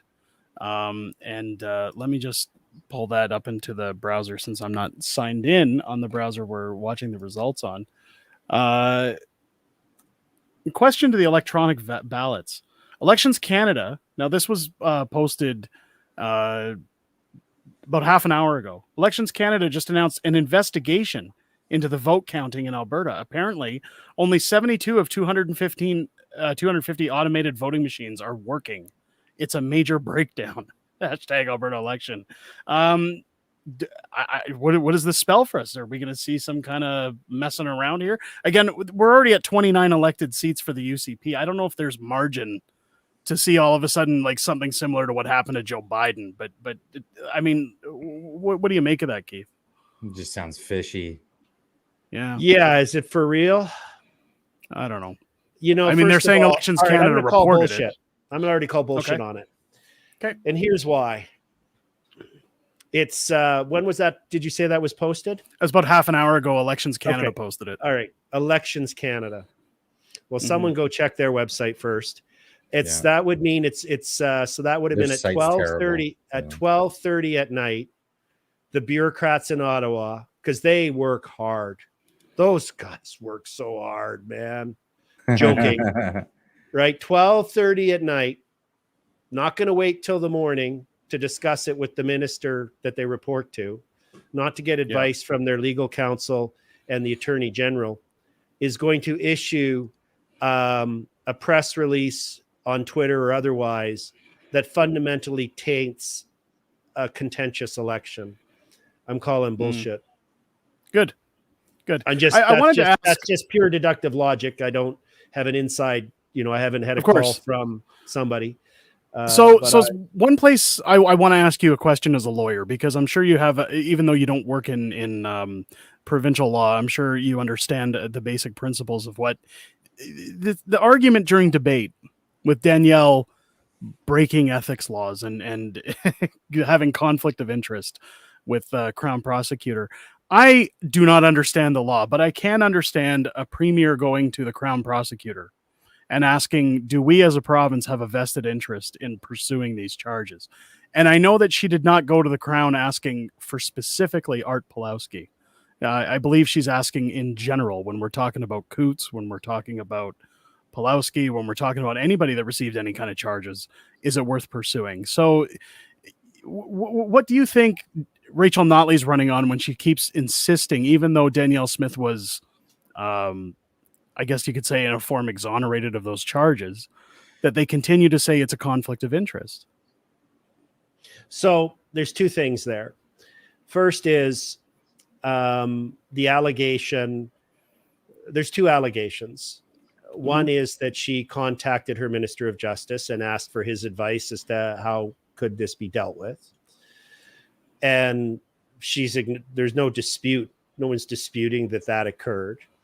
Then there's the other allegation that she directly contacted, the Premier or her staff contacted Crown prosecutors, and that's been found to be false and confirmed by all of the Crown prosecutors, who've all confirmed they weren't contacted, as well as the Premier's staff, as well as an IT review of all the emails. So, and ministers talk and premiers talk in a different type of language because they're dealing with so many people and problems in a day. And I've been around premiers a lot, and I've been around ministers a lot from the years I worked in government and some of my special cases since. And so they'll often put their communication into the first person when it's not them doing it, but it's their staff. So that's the normal linguistic approach of an elected official, is to say, I'm looking into this, and I'm going to follow up on this, and I'm going to make some phone calls, and I'm going to have contacts made. What they mean is their staff are going to do stuff, and the bureaucracy is going to do stuff. They're not going to do it personally. So she kind of got caught up into that confusion, and the opposition exploited it because she did say, something about, this is something I'm inquiring about, and they played up on that. But I've already explained what I think she should have done, which is it's the legislature that determines the public interest through its lawmaking, through its legislative function. And the legislator, a bill could have been introduced to set the clock back and say that public gatherings, opening a gym, doing these various things are no longer illegal retroactively, right? Retroactively, that which you did in January of 2022, which was illegal in January 2022, we are now deeming that not to be illegal. The legislature can do that. And then they don't have to call the Crown. They don't have to ask the Attorney General. The Crown's going to find out about that. The Crown prosecutors will go, charges gone. Law's been changed. And that's happened before in our history. I can't think of an example off the top of my head, but I could search and find one where the government realized they had the law wrong, and the people who had been charged or even convicted were exonerated. Well, one of them would have been the Canadian Wheat Board, the Wheat Board 7. The farmers, Rick Strankman is a one from Alberta that ran a bag of wheat across the border into Montana to get arrested, 7 farmers, to challenge the monopoly of the Canadian Wheat Board that prevented them from selling their farm products on the open market, unlike farmers could do in BC and in Ontario and in Quebec and everywhere else. So they were exonerated by Prime Minister Harper, and the special act of the Parliament was passed to declare their actions not to have been lawful and their criminal records expunged. So when the public mood changes and people no longer think something that was illegal should be illegal, well, marijuana is a good example, right? That law was changed. So that's the right way to handle it. Okay. So I can confirm now whether or not this means anything for what I'm seeing on the screen. Apparently, True North and CTV have called the election in favor of Danielle Smith as a majority, which again, based on these numbers, I'd buy into that. I don't know, because again, we're talking. So this is again, we reached over the 1200 mark, where I thought that's getting close to where they're going to call it. 1408 of 1987. So again, there's really not a lot that can change between these numbers in terms of total seats. So I think we're out of the woods, ladies and gentlemen. I think so I'm going to give an update on what was tweeted out by Tokyo Rosie there that you're showing. I don't have an ability to show my screen here, but on the Elections Canada website, the most recent article was today, but it's about elections that are started mail-in voter information for another province. That's the most recent, nothing else from today. We have Elections Canada's on Twitter. The most recent tweets were from 9 hours ago with the same story and a link to it. Election Canada, again, nothing of that story. The tweet was Tokyo Rosie saying Elections Canada announced an investigation into vote counting in Alberta. Apparently only 72 of 250 automated voting machines were working. It's a major breakdown, as per CBC in a follow-up tweet. Now I looked up into CBC and I don't find any reports on this. The closest thing that I have to a report on this is CBC reporting Alberta voters await election results as officials investigate reporting delays, but not nothing about a break. Yeah, nothing about a breakdown. Gotcha. Nothing like that. Okay, so I can confirm. I just took a look at other reporting. So CTV has confirmed a Danielle Smith majority. That they've called it. True North has called it. So I'm going to feel safe to say that we can call it here.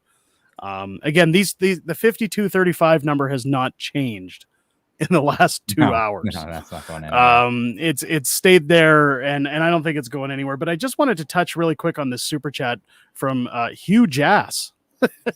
Where do you all stand? I love that. Where do you all stand on the concept of government by coalition, considering the current situation with Trudeau and Jughead? Where do you say? I'm sorry, I was distracted by the name. I'll bring it up. Yeah. Where do you all stand on the concept of government by coalition, considering the current situation with Trudeau and Jughead? Well, I'm pretty firm on this, that I think it's going against what the voters actually wanted. So, and I say this because I believe that NDP voters across Canada are two camps. There's people who actually like and stand for the NDP platform, and a big chunk of NDP voters are disaffected liberals that just do not like the conservative brand, and they'll never vote conservative. And that's just, you got to realize that's a thing. And they don't like what the liberals are doing. They'll vote NDP in protest. And the whole thing is to not give the liberals a majority. And what Jagmeet Singh is doing with his party is he's going against the will of the voters, going against the constituents, and giving Trudeau a majority. And that's where I stand on that. And I think it's horrible, and I hope they suffer in future elections because of it. Yeah, I'd go a step further. Our system, for better or worse, is designed to have checks and balances. It's designed to have moderating forces and counterbalances. And one of them is the idea of, if you don't get a majority, then you're a minority government and your ruling is tenuous, and you've got to work with all the other parties, all of them. What this supply and maintenance agreement is not consistent with what anybody who designed a Westminster parliamentary system would imagine. It's a corrupt gimmick, and it's so self-serving for Singh personally, not in the interests of Canadians, and has brought a high level of dysfunction to our parliamentary system in Ottawa, and thereby avoided normal levels of accountability, which has allowed Trudeau and Freeland to spend our money and rack up our credit cards like drunken sailors, and seriously imperil the future for our children and their children. So I think it's despicable. And it's just remarkable to me that Singh continues to have a base of support, and makes me question what their moral ethics are. Yes. Agreed. Yeah. That's holy cow.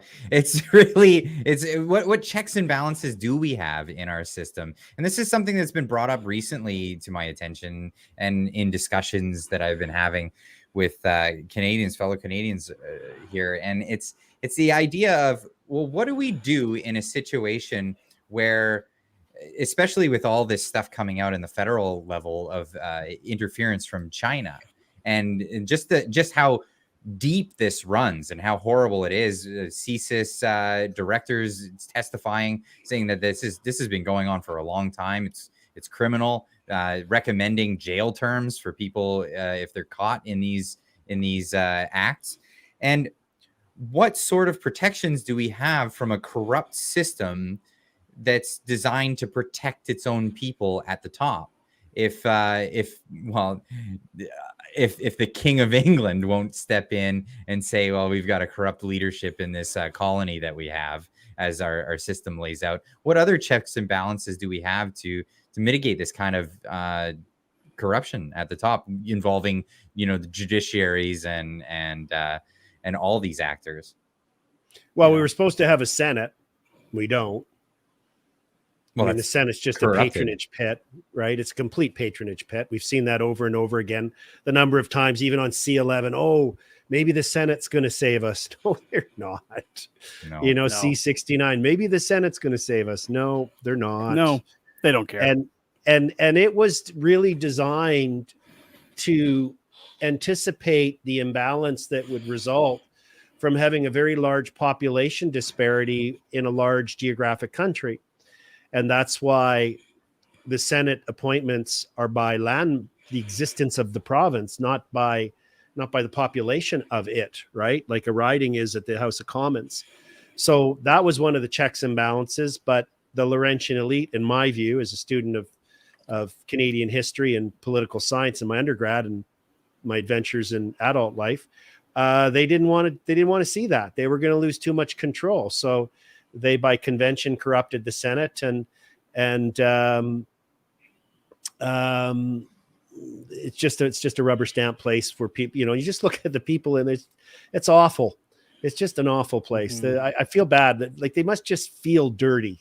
Just like they don't even have a real job. It's all show, and they're just taking this money and all these perks. And then, of course, the other checks and balances in a parliamentary democracy is another one is the courts and the charter. And don't get me started on that. You've all had me on your programs to talk about how badly that's lost its way. And then another one is whether they call it the fifth estate, the news media, the legacy media. Well, they're corrupted too. So Here we find prostitutes. Ourselves. Yeah. And so, we all have to work harder for our information, as I've mentioned. And we have so many more choices now. I've literally got Western Standard running. I got Global, CTV. What's this one here? I can't even tell right now. Oh, True North, Rebel, on my other screens. And, and we're skeptical now when we get information, just like we all went through together on this Tokyo Rose thing, creating a rumor that Election Canada is about to make an announcement, or has made an announcement about the voting machines. So, well, that's what Speaking I do. Which, I just straight up, I can't believe just words as I hear them. I have to go double check everything, and that's I've gotten that habit because I've been caught out as well. I've said things on my show, and I had to retract them and eat crow. Right? It's the way it goes. So Bruce Wade chiming in with an 1111 super chat. Thank you so much, Bruce. Our electoral system is obsolete and clearly corruptible. AI and our corrupt government must be removed as threats to our democracy. Votes must be in person only, and votes counted on site and on camera. I agree. I don't agree that everybody's corrupt. I think there are those that seek to corrupt, but I think that voting should always be on site.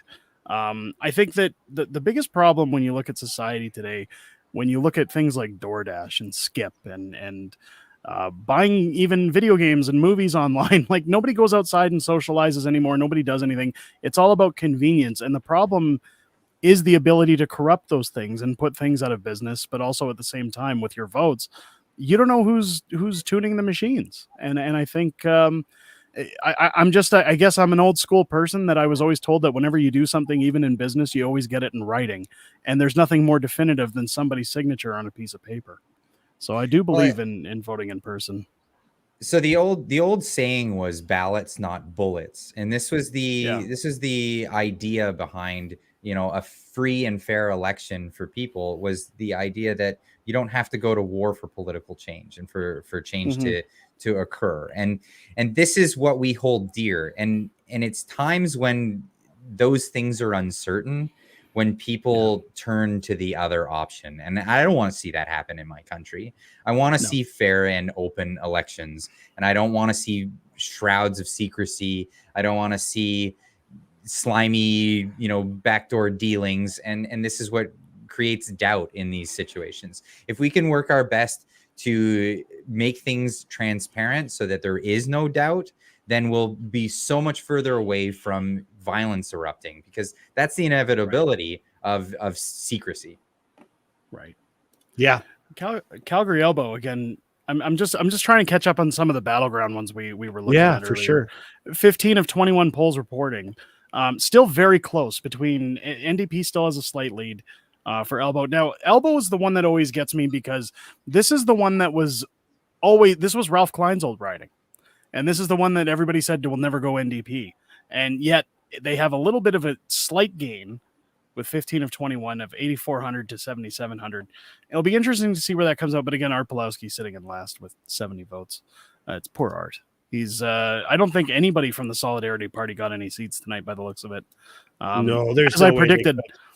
I didn't think they would. I mean, they tried to form their party with less than 2 weeks before an election, practically.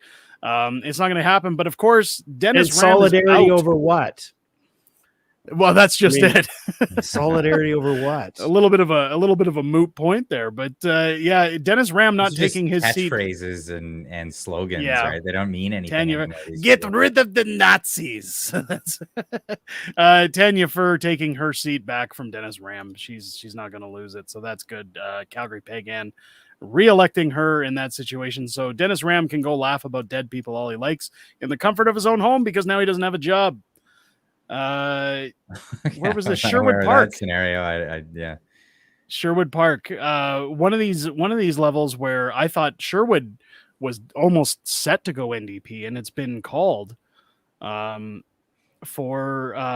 has it been called? I thought this was called. No, there's no check mark on there. There's no check mark yet. I thought it was called. But 19 of 20 polls and an almost 1,000 vote lead for Nate Glovish. Coming in Sherwood Park. It'll be interesting to see if they go blue, because that's been over the last 8 to 10 years, that's been a NDP stronghold. So that'll be interesting if Sherwood goes. Well, the blue. NDP has definitely ruined their brand in Alberta. You can't underestimate that statement right there. Again, you look at the province, rural, of course, sticking to the Conservative, and the only orange you're seeing is Lethbridge, Calgary, and Edmonton. Oh, there goes another one, just north.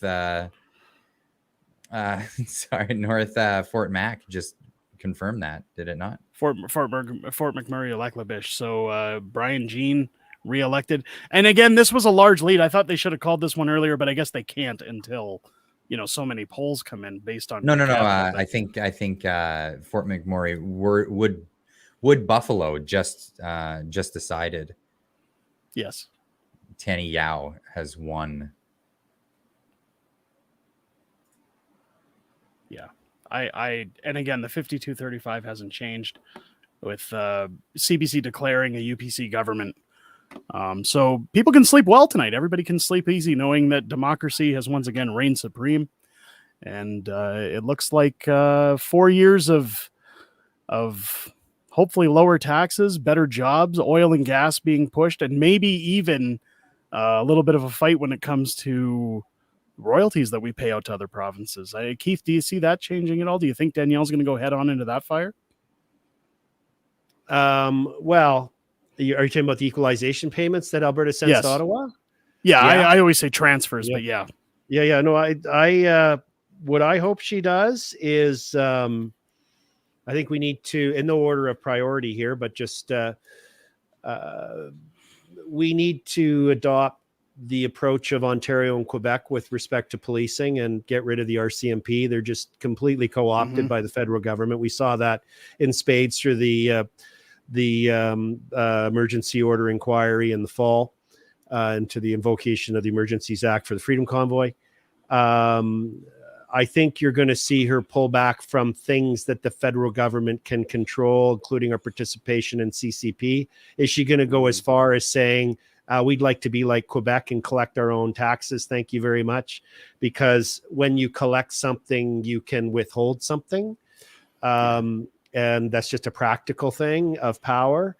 I don't think, I've known Danielle Smith. I first met her back in the day when I first went to a Canadian Taxpayers Federation conference. The head of the Taxpayers Federation at that time was Jason Kenney. Little did I know what he would become. And I met some university students, some men and women, one of whom was Ezra Levant, another who was Danielle Smith. And there was others in the group who I won't name, but they've all gone to accomplish things. So that's when I first met Danielle, but I got to really know her about 20 years ago. And she's the real deal. She's a deep thinker. She is very, very smart. She has incredible mental capability. She's really well read. Where she got herself into trouble is she made it it got easy for people to take a run at her, because she's very inquisitive. And, she had a radio program. Clyde, you're inquisitive. I see you do that in your interviews. Derek, you're inquisitive, right? Just because you're getting someone to explore something and explain something to you doesn't mean you think it's sensible. Sometimes it may. Doesn't mean you don't think it's not cuckoo. Sometimes you will think it's cuckoo, but you're exploring things, and she's inquisitive. So that's where she got herself into some trouble. But I've met professionals and accomplished people who don't know her, and they said, I think she's an idiot. And I'm like, well, you've never met her then, because I've worked with her on many files over the years and got to know her well. She's extremely well read, worked so hard. Oh my God, she works hard. So this is a good day for Alberta, and it's a good day for Canada. Yeah, I'm very happy to see it go through. I can tell you right now, like, even I spoke with my wife's boss this afternoon, because he works for well servicing. And I asked him, even though we both thought this is where we'd end up by the end of the night, I said, if Rachel takes that seat, what does that mean for your company? And he says, well, we're going to be busy because we're always servicing wells. But he says, in terms of future projects, he says, eventually that'll dry up. Our maintenance contracts will still go through, but in terms of new projects, in terms of new servicing to do, if nothing's getting kickstarted, we're going to slowly go downhill. We might have to, cut some staff. We might have to, and when you hear cut some staff, and you think about these 38% tax hikes, who goes into an election saying I'm going to raise taxes? Well, she didn't say that. She said she was going to lower taxes. It was actually reading into what she was proposing that people discovered that it was in a 38%. But not only that, increase. Danielle went out of her way to get this Calgary Flames arena deal done. And Rachel Notley came out 2 days later, less than 48 hours later, and says, if I get elected, I'm axing that project. So immediately you're telling thousands of Calgarians, hey, I know you're happy about this deal, but it ain't happening if I get in. Like, who does that? Yeah, I mean, on the tax thing, though, it was part of Rachel Notley's NDP's platform to raise corporate taxes by 38%. And what I think she was trying to exploit there, not a costing of their policies, but an actual outright tax. She was trying to exploit the politics of envy. Yeah. She was trying to, you hear Biden and the Democrats do this all the time in the US. Oh, these corporations make so much money. Well, Jagmeet does it with the grocers right now. Right? Yes. Yeah. Singh doing that to the grocers. The bottom line is, a corporation is like this pot, and it's got all this money in it.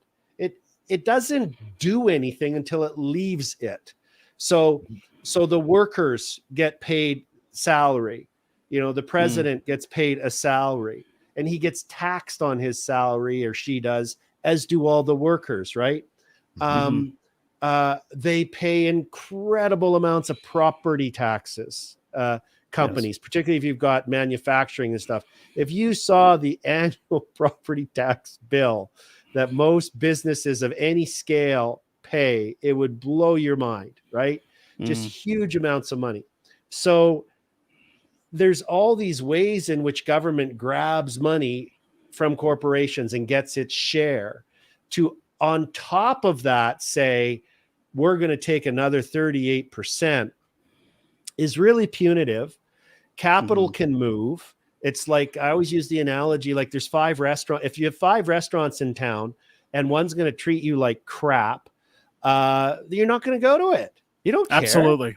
You're not even spend time talking about it. And that's the way a lot of these businesses are. They say they come to Alberta and Canada and they're like, oh, well, we need you, as Bill 69 requires, to assess the impact of your new copper mine on the intersection of gender, ideology, racial identity, and other minority factors. What? That's right in the law. And they come to people like me and say, well, how do you comply with that? And you go, you can't. Nobody even knows what it means. So they say, fine, we'll go take our $5 billion investment. We'll spend it somewhere else. We'll go to the other restaurant, right? So it was just naive trying to capitalize. Rachel Notley was by announcing a 38% corporate tax, and it didn't work. It just seemed that there was enough sophistication in the electorate in Alberta to know that that was just actually going to hurt jobs. Yeah, it's funny because you get all these socialists, like Western, North American socialists, always pointing towards like Scandinavian countries where, look, they have a social safety net. This is great. And, high taxes work out. Well, what they don't never point out about the Scandinavian model is that they don't tax businesses high. They actually have some of the lowest corporate tax rates in the world. And it's to keep those companies there. It's actually the workers and the middle class people that have the high tax rates to pay for the social safety net.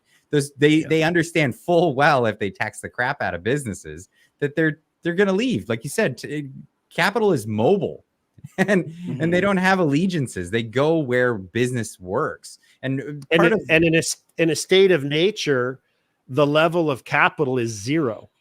And what do I mean by that? So socialists, generalizing here, think there's this jar of money, like a big pickle jar, right? And the problem is there's certain people who have too much of it, right? The billionaire class, the CEOs of, the Westons of the Loblaws. And if we could just simply take a bunch of that money and redistribute it, everything would be awesome. That pickle jar is always full of money, according to the socialist. This is how I think the world works. Absolutely. It's actually not a jar. It's a glass tube. It's a glass tube, and it goes all the way up into infinity. It doesn't end. And it can have no money in it, and it can be filled 2 feet high, and it can be filled to 30,000 feet high.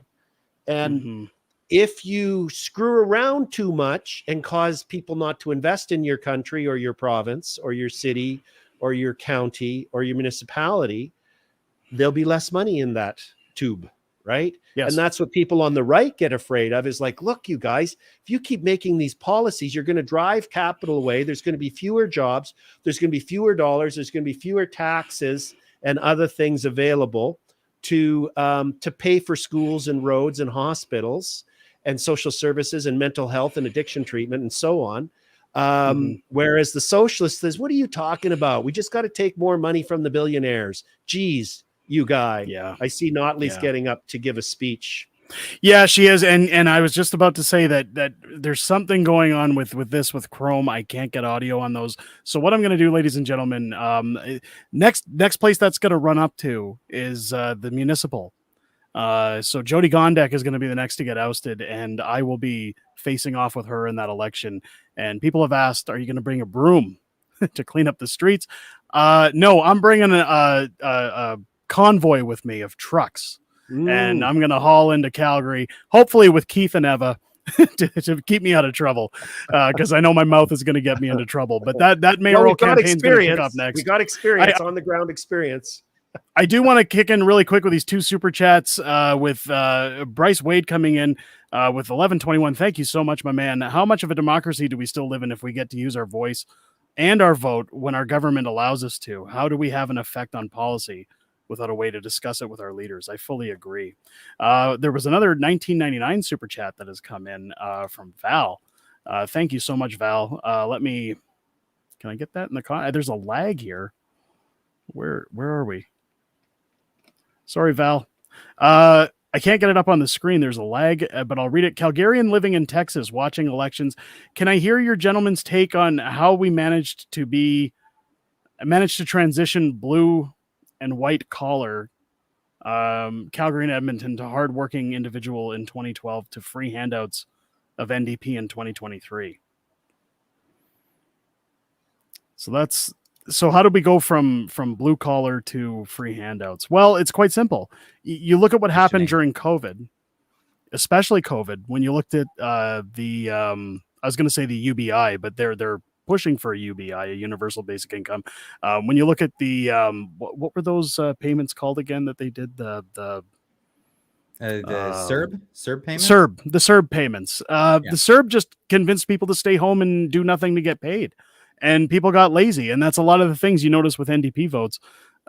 Anytime people want to vote NDP, it's usually people that are either like, I see it, and this isn't trying to be biased. I know a lot of people that vote NDP that take a lot of free programs, a lot of benefits, a lot of disability payments, and they just want more because the NDP champion that stuff. So I think that's how we got there. If that's the question. But ladies and gentlemen, I do want to let you guys get to go over to True North, watch the rest of their stream. They're going to have these speeches.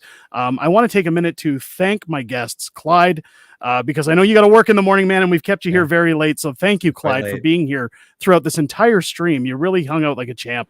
Guys, go check out Clyde if you haven't already. Make sure to hit the subscribe button here before you take off.